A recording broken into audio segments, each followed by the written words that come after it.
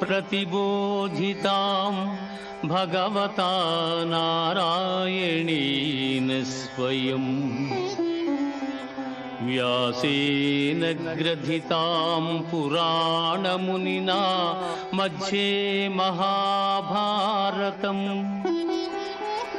अद्वैतामृतवर्षिणीं भगवतीम् अष्टादशाध्यायिनीम् अम्बा त्वामनुसन्दधामि भगवद्गीते भवद्वेषिणीं भगवद्गीते भवद्वेषिणी।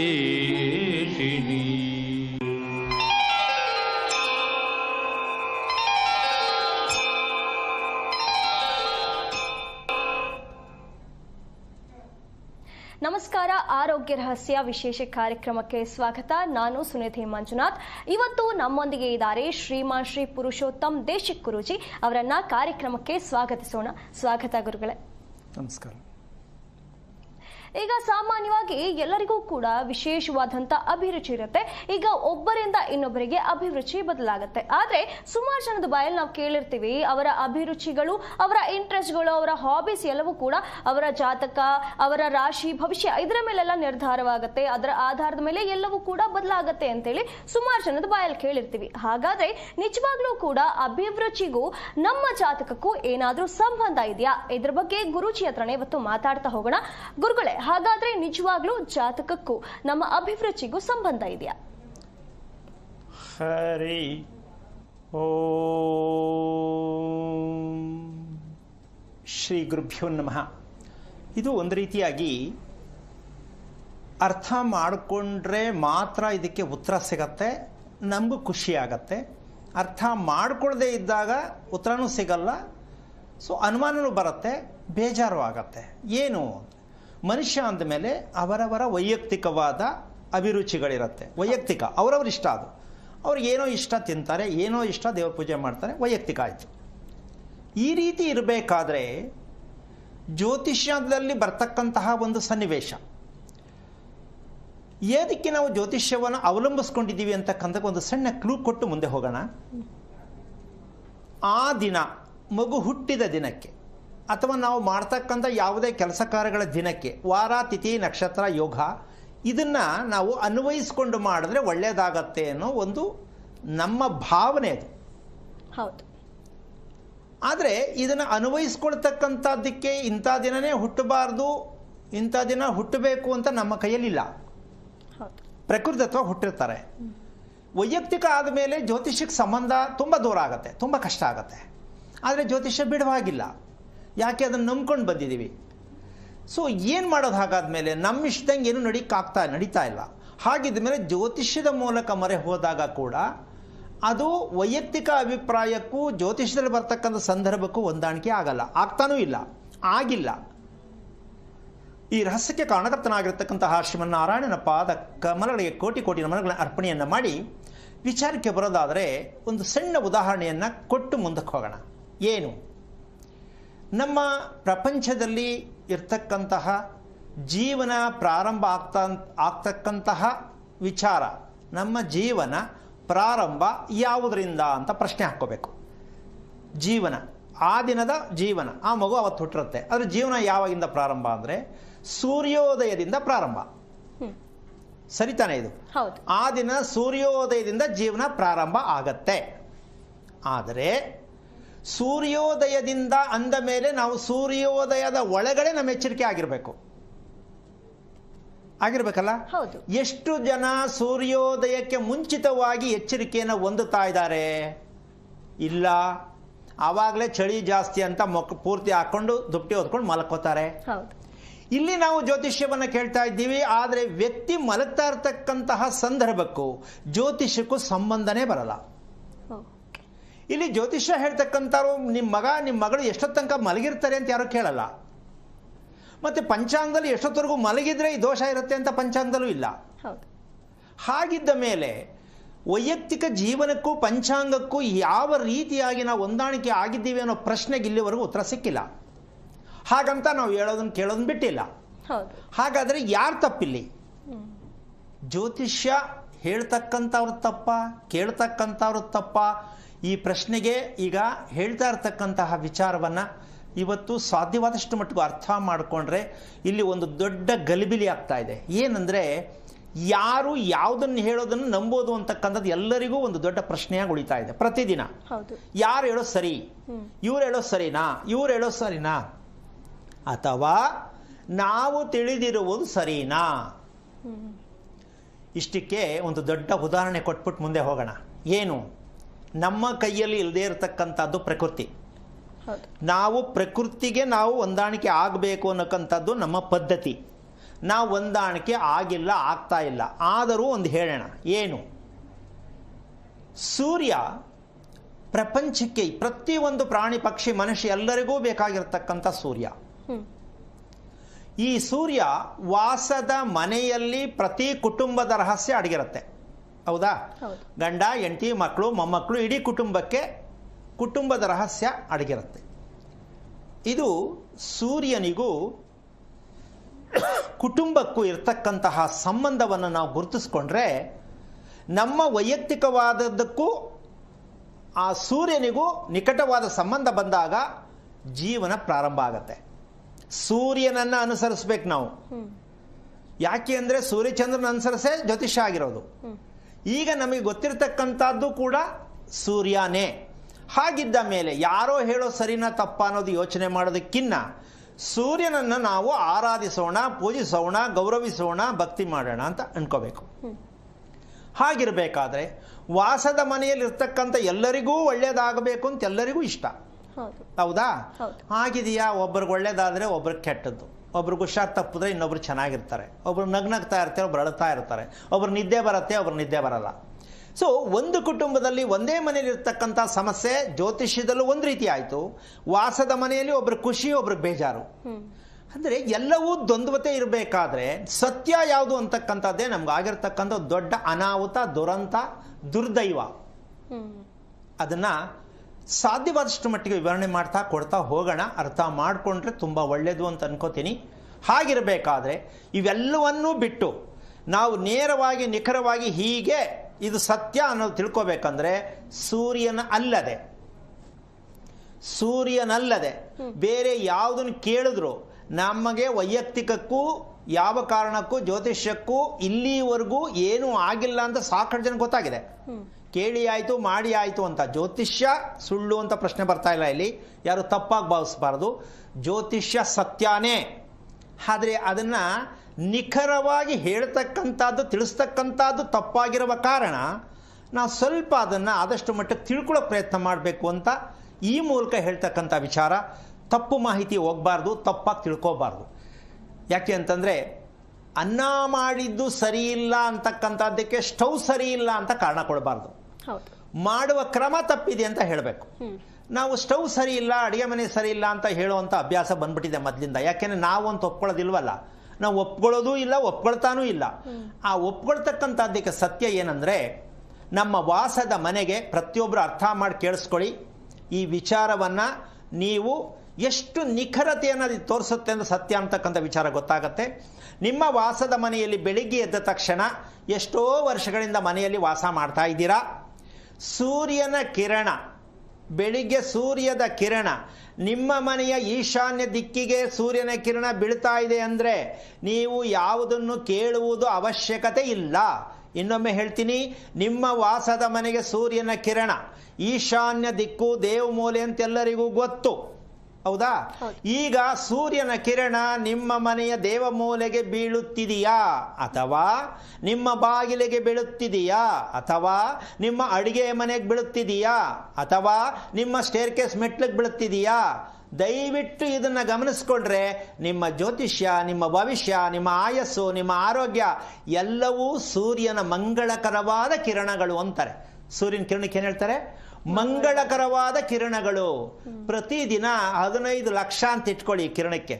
ಒಂದು ದಿನಕ್ಕೆ ಬರುವ ಕಿರಣಕ್ಕೆ, ನಾನು ಸುಮ್ಮನೆ ನಿಮ್ಗೆ ಅರ್ಥ ಆಗಲಿ ಅಂತ ಹೇಳ್ತಾ ಇದ್ದೀನಿ, ಹಂಗಂತ ದುಡ್ಡಲ್ಲಿ ಸಿಗ್ತದೆ ಅಂತ ಕೇಳಕ್ಕೆ ಹೋಗಬೇಡಿ. ಒಂದು ದಿನದ ಸೂರ್ಯ ಆ ಕಿರಣಗಳು ನಮ್ಮ ಮೇಲೆ ಎಷ್ಟು ಮಟ್ಟಕ್ಕೆ ಆ ಕುಟುಂಬದ ಮನೆಯ ಮೇಲೆ ಬೀಳುತ್ತೋ, ಯಾವ ಭಾಗದಲ್ಲಿ ಬೀಳುತ್ತೋ ಅಲ್ಲಿ 15 ಲಕ್ಷ ರೂಪಾಯಿ ಪ್ರತಿದಿನ ನಿಮ್ಮ ಅಕೌಂಟಿಗೆ ಬಂದಂಗಿರುತ್ತೆ. ಬರ್ತಾ ಇದೆಯಾ, ಬಂದಿಲ್ಲ, ಹಾಗಿದ್ದ ಮೇಲೆ ಎಲ್ಲಿಗೆ ಬೀಳ್ತಾ ಇದೆ ಸೂರ್ಯನ ಕಿರಣ ಅಂತ ಅವಕಾಶ ಆದರೆ ಇವತ್ತು ಆಗಲ್ಲ, ನಾಳೆಗೆ ನೋಡಿಕೊಂಡು ಸ್ವಲ್ಪ ವಿಷಯ ತಿಳಿಸಿದ್ರೆ ನಿಮಗೂ ಅರ್ಥ ಆಗುತ್ತೆ. ಸೂರ್ಯನ ಕಿರಣವನ್ನು ನಮ್ಮ ಭೂಮಿಯಲ್ಲಿ ಇರ್ತಕ್ಕಂಥ ನಿವೇಶನಕ್ಕೆ ಎಷ್ಟು ಭಾಗ ಅಳವಡಿಸ್ಕೊಂಡಿದ್ದೀವಿ, ಸೂರ್ಯನ ಎಷ್ಟು ಮಟ್ಟಕ್ಕೆ ನಾವು ಕೂರಿಸ್ಕೊಂಡಿದ್ದೀವಿ ಅನ್ನೋ ಸತ್ಯ ನಿಮ್ಗೆ ಗೊತ್ತಾದರೆ, ಯಾಕೆಂದರೆ ಸೂರ್ಯನ ಸಂಕೇತ ಏನು ಅಂದರೆ ಮೊದಲನೇದು ದುಃಖ, ಎರಡನೇದು ಜಗಳ, ಇನ್ನೊಂದು ಮುಂದಕ್ಕೆ ಹೋದರೆ ಮನೆಯಲ್ಲಿರ್ತಕ್ಕಂಥ ಯಜಮಾನ ತಂದೆ. ಇಷ್ಟೂ ವಿಚಾರಗಳು ಸೂರ್ಯನ ಕಿರಣದ ಮೇಲೆ ಅವರ ಭವಿಷ್ಯ ನಿಂತಿರುತ್ತೆ. ಮನೆಯ ಯಜಮಾನ ಯಾರು? ತಂದೆ. ಅವ್ರು ತಗಲಾಕೊಂಡಿದ್ದಾರೆ, ಅನುಭವಿಸ್ತಾ ಇದ್ದಾರೆ, ಏನೂ ಚೆನ್ನಾಗಿಲ್ಲ, ಒಂದು 2-3 ಸಲ ಹಾರ್ಟ್ ಅಟ್ಯಾಕ್ ಆಗೋ ಮಟ್ಟಕ್ಕಾಗಿತ್ತು, ರಾತ್ರಿ ಎದ್ದು ಓಡಾಡ್ತಾರೆ, ಒಂದೇ ಸಮ ಕೋಪ ಮಾಡ್ತಾರೆ, ಏನೂ ಏಳಿಗೆ ಆಗ್ತಾ ಇಲ್ಲ, ಸುತ್ತಾ ಇರ್ತಾರೆ ಅಂತಕ್ಕಂಥ ವರದಿ ಎಲ್ಲಿದೆ? ಯಾರ ಮನೆಯಲ್ಲಿದೆ? ನಿಮ್ಮ ಮನೆಗೆ ಸೂರ್ಯನ ಕಿರಣ ಬೀಳ್ತಾ ಇರ್ತಕ್ಕಂಥ ಭಾಗ ಕೆಟ್ಟಿದೆ. ಸೂರ್ಯ ಕೆಟ್ಟಿಲ್ಲ, ನೀವು ಕಟ್ಟಿರುವ ಮನೆಯ ಭಾಗ ಕೆಟ್ಟಿದೆ. ಅರ್ಥ ಆಯ್ತಲ್ಲ?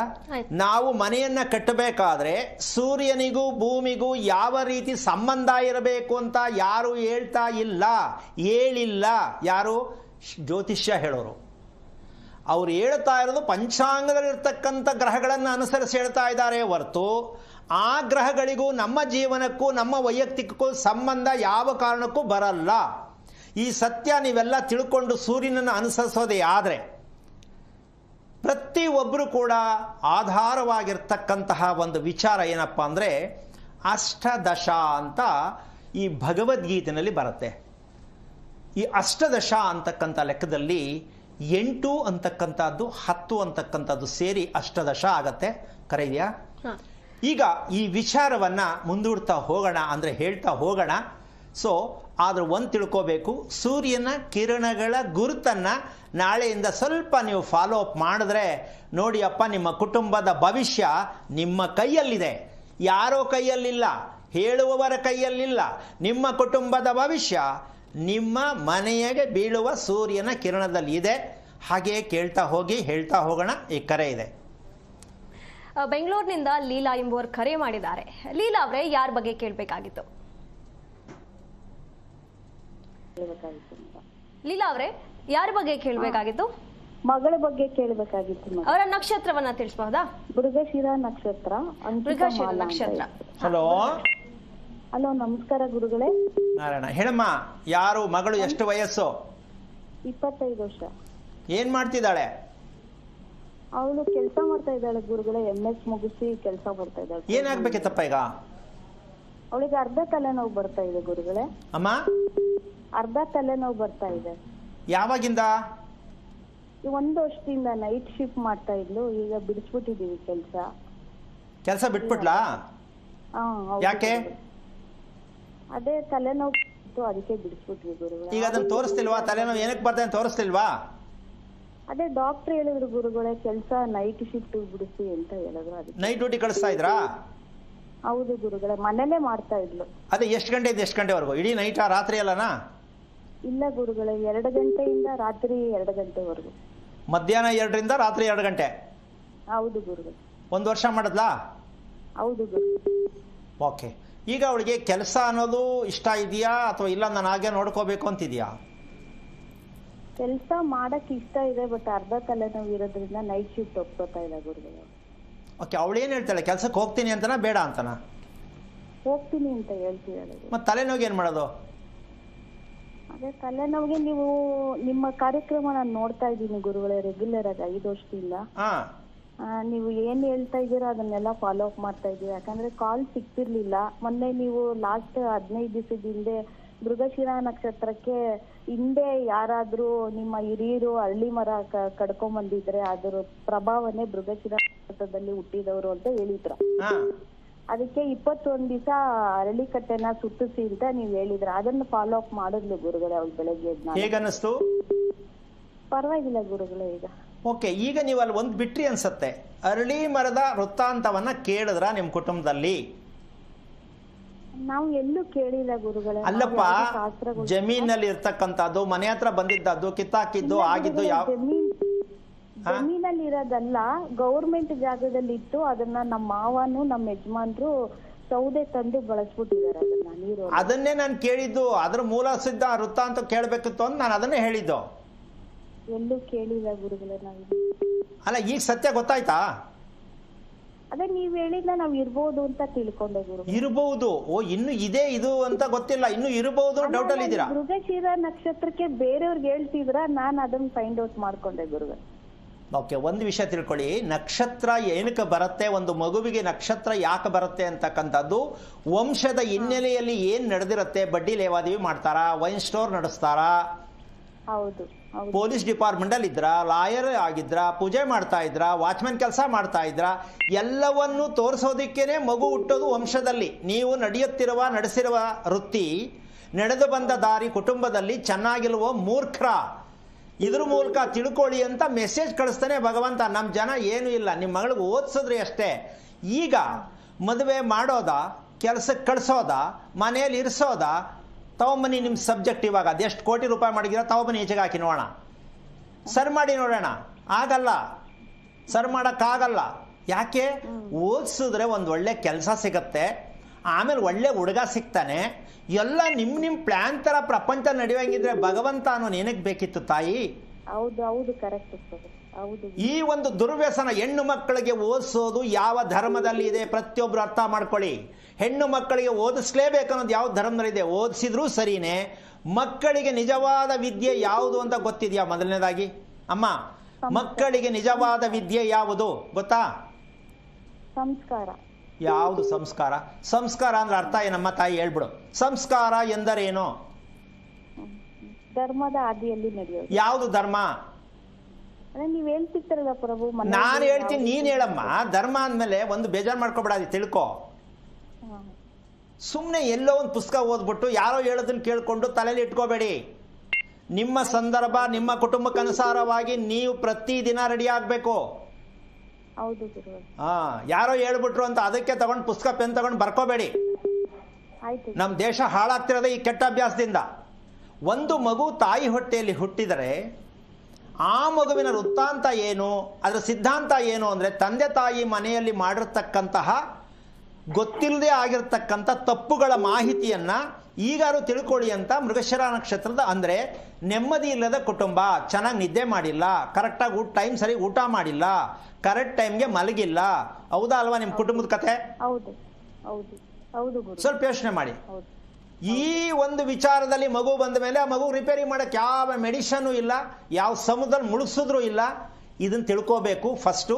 ಈಗಲೂ ನೀವು ತೀರ್ಮಾನ ಮಾಡ್ಕೊಳ್ಳಿ. ನಾನು ಹೇಳೋದಕ್ಕೆ, ನೀವು ಯಾರೋ ಹೇಳೋದಕ್ಕೆ ಅರಳಿ ಮರ ಪ್ರದಕ್ಷಿಣೆ ಹಾಕಿದ್ರೆ ರಿಸಲ್ಟ್ ಸಿಕ್ಕಿದೆ ಅಂದ ಮೇಲೆ ಈಗ ಆ ಹಿಂದಿನ ಕಥೆಯನ್ನು ತಿಳ್ಕೊಂಡು ರಿಪೇರಿ ಮಾಡಿದ್ರೆ ಆ ಮಗುಗೆ ಒಳ್ಳೆ ನಿದ್ದೆ ಬರಬೇಕು. ನಿದ್ದೆ ಮಾಡುವಂಥ ಕ್ರಮ ನಿಮ್ಮ ಹೊಟ್ಟೆಯಲ್ಲಿ ಇರಬೇಕಾದ್ರೆ ನೀವು ತಾಯಿ ಅದನ್ನೇ ಅನುಭವಿಸಿರೋದು. ಮತ್ತೆ ಮಗು ಹೆಂಗೆ ಚೆನ್ನಾಗಿರುತ್ತೆ, ತಲೆನೋವೆಲ್ಲ ಹೋಗುತ್ತೆ. 20-21 ವರ್ಷ ಮಕ್ಕಳನ್ನ ಬೆಳೆಸಿದಿರ. ಒಂದು ಮಗು ಹುಟ್ಟಿದ್ದಕ್ಕೆ ತಾಯಿ ತಂದೆಯಲ್ಲಿ ಇರ್ತಕ್ಕಂಥ ಕರ್ಮಗಳು ಮಕ್ಕಳು ತಂದಿರ್ತಾರೆ ಅನ್ನೋ ಕರ್ಮ ನಮ್ಮ ಜನಕ್ಕೆ ಗೊತ್ತಿಲ್ಲ. ಏನು ಮಾಡೋಣ ತಾಯಿ? ಯೋಚನೆ ಮಾಡೋದು ಬೇಡ, ಕೆಲಸಕ್ಕೆ ಕಳಿಸೋದು ಆಮೇಲೆ, ಮದುವೆ ವಿಚಾರ ಆಮೇಲೆ. ಫಸ್ಟು ಮೃಗಶಿರ ನಕ್ಷತ್ರಕ್ಕೆ ನನ್ನ ಮಗಳು ಹುಟ್ಟೋದಕ್ಕೆ ಮೂಲ ಕಾರಣ ಏನು ಅಂತ ತಿಳ್ಕೊಳ್ಳೋಕೆ ಪ್ರಯತ್ನ ಮಾಡಿ, ತೋರಿಸ್ಕೊಡೋಣ, ಹೇಳ್ಕೊಡೋಣ. ಅದರಿಂದ ಹೊರಗೆ ಬರಲಿ. ಕೆಲಸಕ್ಕೆ ಕಳಿಸೋದಕ್ಕೆ ಮುನ್ನ ಆ ಹುಡುಗಿನ ನೀಟ್ ಮಾಡೋ ತಾಯಿ, ಆರೋಗ್ಯವಾಗಿ ಬರೆಸೋದಕ್ಕೆ ಏನು ಬೇಕು ಪ್ರಯತ್ನ ಮಾಡೋ ತಾಯಿ. ತಾಯಿ ಅನ್ನಿಸ್ಕೊಳ್ಳೋದಕ್ಕೊಂದು ಸಾರ್ಥಕ ಆಗುತ್ತೆ. ಒಳ್ಳೆಯದಾಗಲಿ. ಧನ್ಯವಾದಗಳು ಕರೆ ಮಾಡಿದ್ದಕ್ಕೆ. ಹಾಗೆ ಮತ್ತೊಬ್ಬ ಕಾಲರ್ ಭಟ್ಕಳದಿಂದ ಮಾಧವ ಅನ್ನೋರಂತರಿದ್ದಾರೆ, ಅವ್ರ ಹತ್ರ ಮಾತಾಡ್ತಾ ಹೋಗೋಣ. ಮಾಧವ ಅವರೇ, ಯಾರ ಬಗ್ಗೆ ಕೇಳಬೇಕಾಗಿತ್ತು?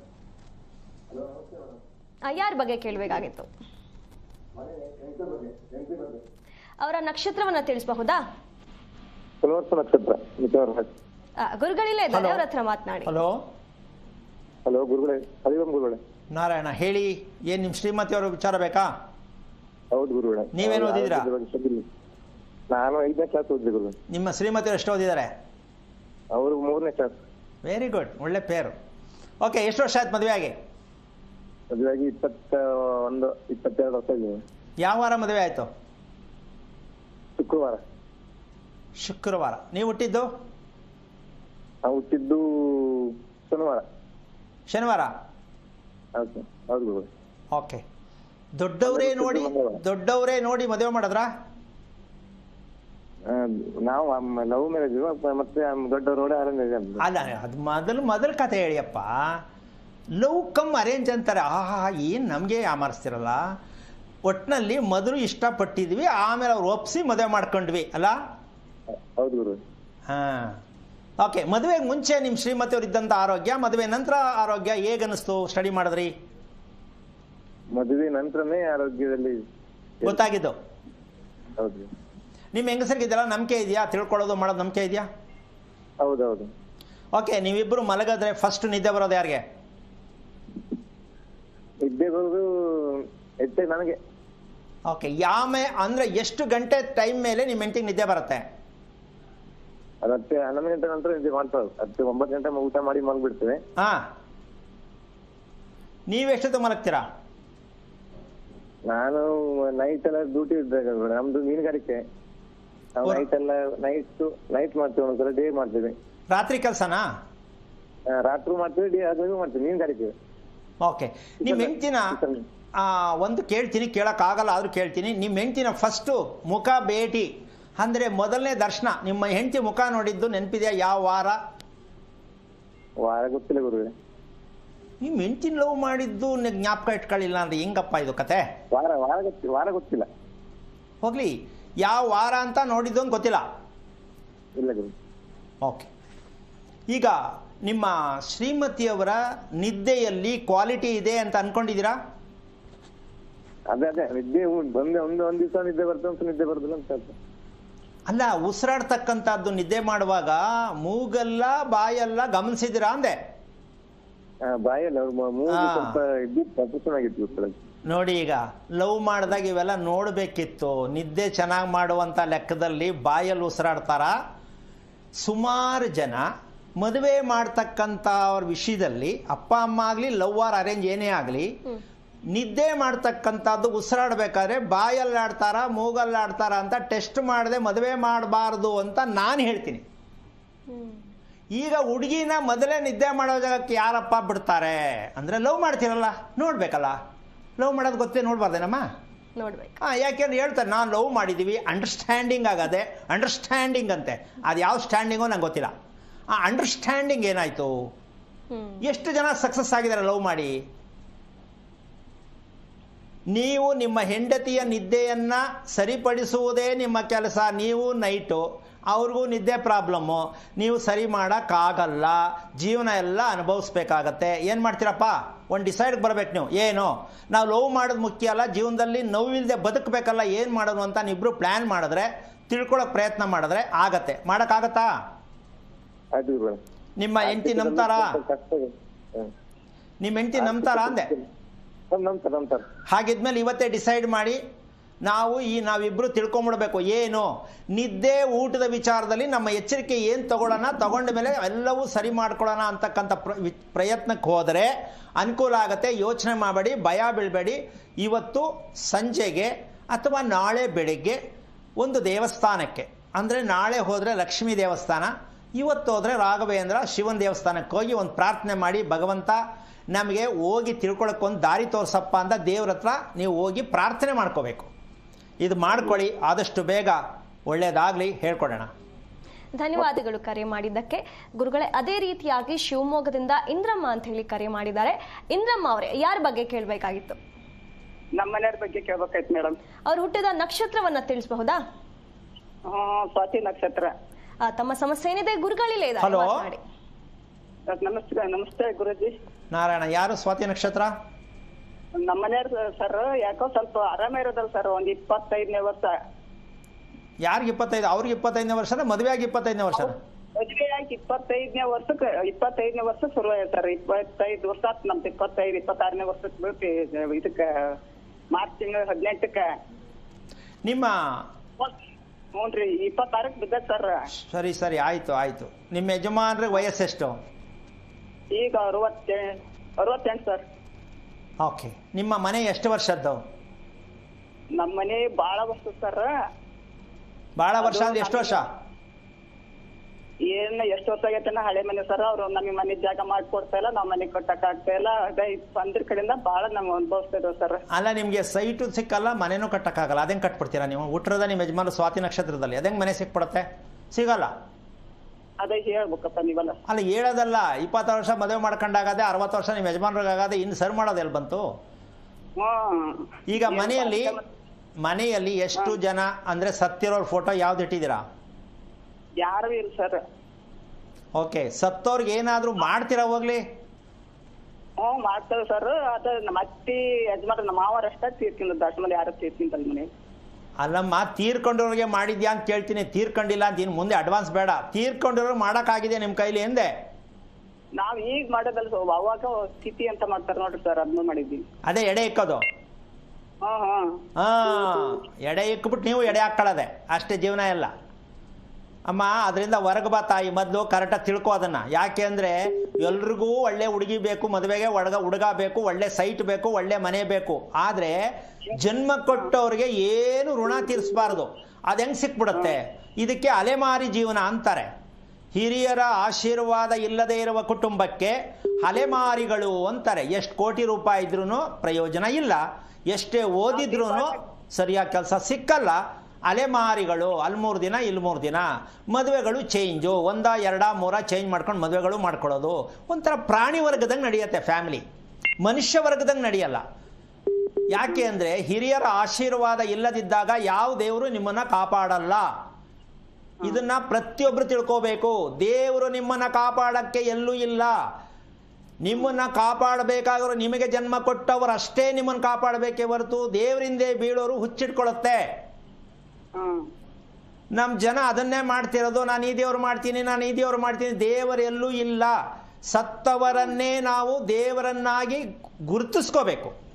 ಅವರ ಹೊಟ್ಟೆಯಲ್ಲಿ ಹುಟ್ಟಿದ್ದಕ್ಕೆ ಋಣವನ್ನು ತೀರಿಸಬೇಕು.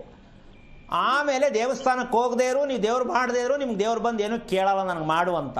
ಈ ಹುಚ್ಚುತನ ಹೋಗಬೇಕು, ನಮ್ಮ ದೇಶ ಉದ್ಧಾರ ಆಗಬೇಕು. ಕರೆಕ್ಟಾಗಿ ತಾಯಿ ನೀನು ಮಾಡ್ಕೊಳ್ಬೇಕಾದ ಕೆಲಸ ಇಷ್ಟೇ.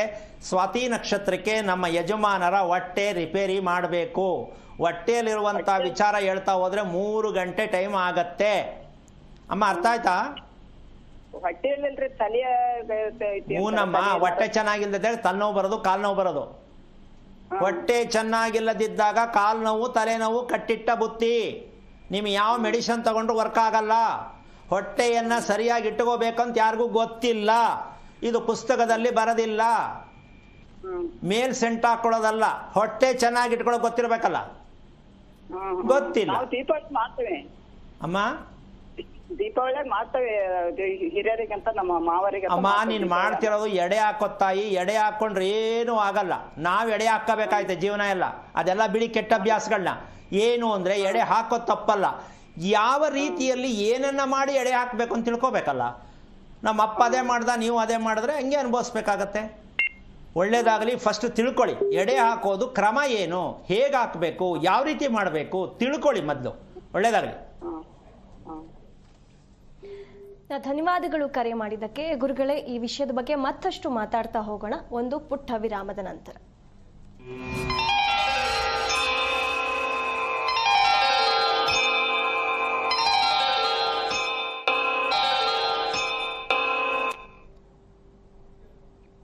ಕಾರ್ಯಕ್ರಮಕ್ಕೆ ಮತ್ತೊಮ್ಮೆ ಸ್ವಾಗತ. ಶಿವಮೊಗ್ಗದಿಂದ ರತ್ನಮ್ಮ ಅನ್ನುವಂಥವ್ರು ಕಾಲ್ ಮಾಡಿದ್ದಾರೆ. ರತ್ನಮ್ಮ ಅವರೇ, ಯಾರ ಬಗ್ಗೆ ಕೇಳಬೇಕಾಗಿತ್ತು? ರತ್ನಮ್ಮ ಅವರೇ, ಕೇಳಿಸ್ತಾ ಇದೆಯಾ? ಯಾರ ಬಗ್ಗೆ ಕೇಳಬೇಕಾಗಿತ್ತು? ಮಗನ ಬಗ್ಗೆ ಕೇಳಬೇಕಾಗಿತ್ತು ಮೇಡಮ್. ಅವ್ರು ಹುಟ್ಟಿದ ನಕ್ಷತ್ರವನ್ನ ತಿಳಿಸಬಹುದಾ? ಮೂಲ ನಕ್ಷತ್ರ ಮೇಡಮ್. ಗುರುಗಳಿಲ್ಲ ಇದ್ದಾರೆ. ಹಲೋ, ಹರಿ ಓಂ ಗುರುಗಳೇ. ನಾರಾಯಣ. ಎಷ್ಟಮ್ಮ ವಯಸ್ಸು ಮಗನಿಗೆ? ನನಗೆ 38. ಮೂಲ ನಕ್ಷತ್ರ ಯಾರು? ಮಗ. ಅವನ ವಯಸ್ಸೆಷ್ಟು? ಅವನಿಗೆ 17 ವರ್ಷ ನಡೀತಾ ಇದೆ ಗುರುಗಳೇ. ಎಷ್ಟು?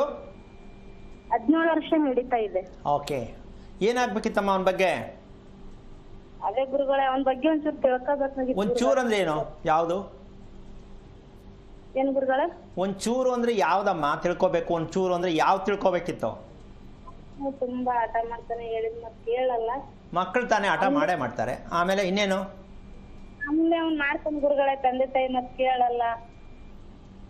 Okay. ಎಂತದು ಇಲ್ಲ, ನಮ್ಗೆ ಇಷ್ಟ ಬಂದಿದ್ದ ಮಾಡ್ತಾನ. ಏನು ಓದಿದ್ಯಮ್ಮ?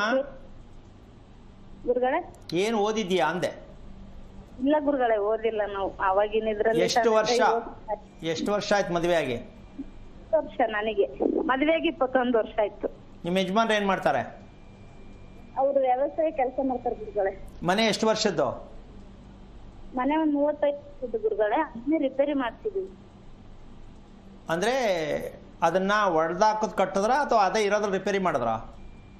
ಮಧ್ಯದಲ್ಲಿ ಹಂಗೆ ಇದೆ ಗುರುಗಳೇ, ಹಿಂದೆ ಮುಂದೆ ಮಾತ್ರ ಬಿದ್ದಿದ್ದಕ್ಕೆ ಅದು ಒಡೆದು ಕಟ್ಟಿದ್ವಿ ಹೊಸದಾಗಿ.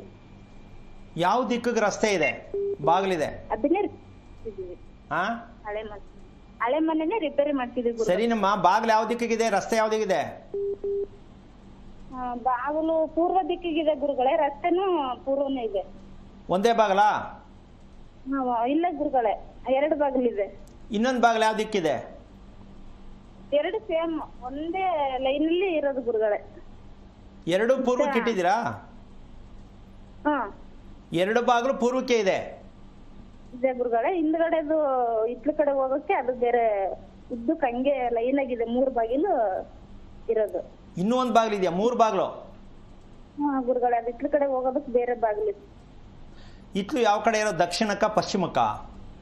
ದಕ್ಷಿಣಕ್ಕಿದೆ ಗುರುಗಳೇ. ಎಷ್ಟಿದೆ ಜಾಗ ಅದು ದಕ್ಷಿಣಕ್ಕೆ? 50 ಇದು ಇದೆ ಗುರುಗಳೇ ಮನೆ. ಕಾಂಪೌಂಡ್ ಹಾಕಿದ್ದೀರಾ ಗುರುಗಳೇ? ಕಾಂಪೌಂಡ್ ಇದೆಯಾ ನಮ್ಮ ಮನೆಗೆ? ಮನೆಗೆ ಕಾಂಪೌಂಡ್ ಇದೆಯಾ ಅಂದೆ? ಇದು ಇಲ್ಲ ಗುರುಗಳೇ, ಎಲ್ಲ ಮನೆ. ದಕ್ಷಿಣಕ್ಕೆ ಜಾಗ ಖಾಲಿ ಇದೆಯಲ್ಲ, ಕಾಂಪೌಂಡ್ ಯಾಕೆ ಹಾಕಿಲ್ಲ ಗುರುಗಳೇ? ದಕ್ಷಿಣಕ್ಕೆ ಜಾಗ ಖಾಲಿ ಇದೆಯಲ್ಲ, ನಿಮ್ದೇ ಅಲ್ವೇನಮ್ಮ ಅದು? ಅದೇ ಕಾಂಪೌಂಡ್ ಹಾಕಿದೆ ಗುರುಗಳೇ ಮುಂದ್ಗಡೆ. ಮುಂದ್ಗಡೆ ಅಲ್ಲಮ್ಮ, ದಕ್ಷಿಣಕ್ಕೆ ಕೇಳ್ತಾ ಇದ್ದೀನಿ, ಕಾಂಪೌಂಡ್ ಹಾಕಿಲ್ವಾ ಅಂತ. ಏನ್ ಮಾಡೋಣ ತಾಯಿ, ನಿನಗೆ ಕೇಳಿಸ್ತಿಲ್ಲ, ನೀನೇನೋ ಹೇಳ್ತೀಯ, ನಾನೇನ್ ಮಾಡ್ಲಿ? ಕೇಳಿಸ್ತಿದ್ಯಾ? ಕಾಣಿಸ್ತಿರಂಗ ಬಾಕ್ಲಿಗೆ ಕಾಂಪೌಂಡ್ ಹಾಕಿದೀವಿ. ಅಮ್ಮ, ದಕ್ಷಿಣಕ್ಕೆ ಜಾಗ ನಿಮ್ದೇ ತಾನೇ ಇರೋದು? ಹಾ ಗುರುಗಳೇ, ನಂದೇ ಇರೋದು. ಅಲ್ಲಿ ಕಾಂಪೌಂಡ್ ಹಾಕಿದ್ಯಾ ಅಂತ ಕೇಳ್ತೀನಿ ನಾನು. ದಕ್ಷಿಣಕ್ಕೆ ಕಾಂಪೌಂಡ್ ಇದೆಯಾ? ಹಾ ಇದೆ ಗುರುಗಳೇ. ಓಕೆ. ಈಗ ನಿಮ್ಮ ಮಗ ನಿಮ್ಮ ಮನೆಯಲ್ಲಿ ಯಾರ ಬಾಯಲ್ಲಿ ನಾನು ಮನೆಗೆ ಬರಲ್ಲ ಅಂತ, ಯಾರ ಬಾಯಲ್ಲಿ ಎಲ್ಲಾರು ಹೋಗ್ತೀನಿ ಅಂತಕ್ಕಂಥ ಯಾರ ಬಾಯಲ್ಲಿ ಬರುತ್ತೆ? ನಮ್ಮ ಯಜಮಾನ್ರ ಬಾಯಲ್ಲಿ ಬರುತ್ತೆ ಗುರುಗಳೇ. ಹೋದ್ರೂ ಪರವಾಗಿಲ್ಲ ನಿಮ್ಮ ಯಜಮಾನ್ರು ಮನೆ ಬಿಟ್ಟು? ಅಂದ್ರೆ ಅದೇ ಸಿಟ್ ಮಾಡ್ಕೊಂಡು ಹೋಗಿದ್ದಾರೆ, ಎಲ್ಲ ಸತ್ತು ಹೋಗಿದ್ದಾರೆ. ಅಲ್ಲ, ಅಕಸ್ಮಾತ್ ನಾನು ಯಾತಕ್ಕೆ ಮಾತು ಕೇಳ್ತೀನಿ ಅಂದ್ರೆ, ನಿನ್ ಮಗ ಯಾವಾಗ ಹುಟ್ಟಿದ್ನೋ ನಿಮ್ಮ ಯಜಮಾನ್ರು ಇರ್ಬೇಕು, ಇಲ್ಲ ನಿಮ್ಮ ಮಗ ಇರ್ಬೇಕು, ಈ ತರ ಇದೆಯಲ್ಲ, ಹೆಂಗ್ ಮಾಡ್ತೀಯ ಸಂಸಾರನ? ಈಗ ಕೇಳಿಸ್ಕೊಮ್ಮ, ತಂದೆ ಮಗ ಒಂದೇ ಮನೆಯಲ್ಲಿ ಇರುವ ಹಾಗಿಲ್ಲ. ಇಲ್ಲ ನೀನಾ ಇಲ್ಲ ನಾನಾ, ಈ ತರದ ಮನೆಯಲ್ಲಿ ವಾಸ ಮಾಡ್ತಾ ಇದ್ದೀರಾ ನೀವು. ರಿಪೇರಿ ಬೇರೆ ಮಾಡಿದ್ರಂತೆ, 3 ಬಾಗಿಲು ಮಾಡ್ಕೊಂಡು. ಯಾರಮ್ಮ ಹುಚ್ಚರು ಹೇಳ್ಕೊಟ್ಟಿದ್ದು ನಿಮ್ಗೆ?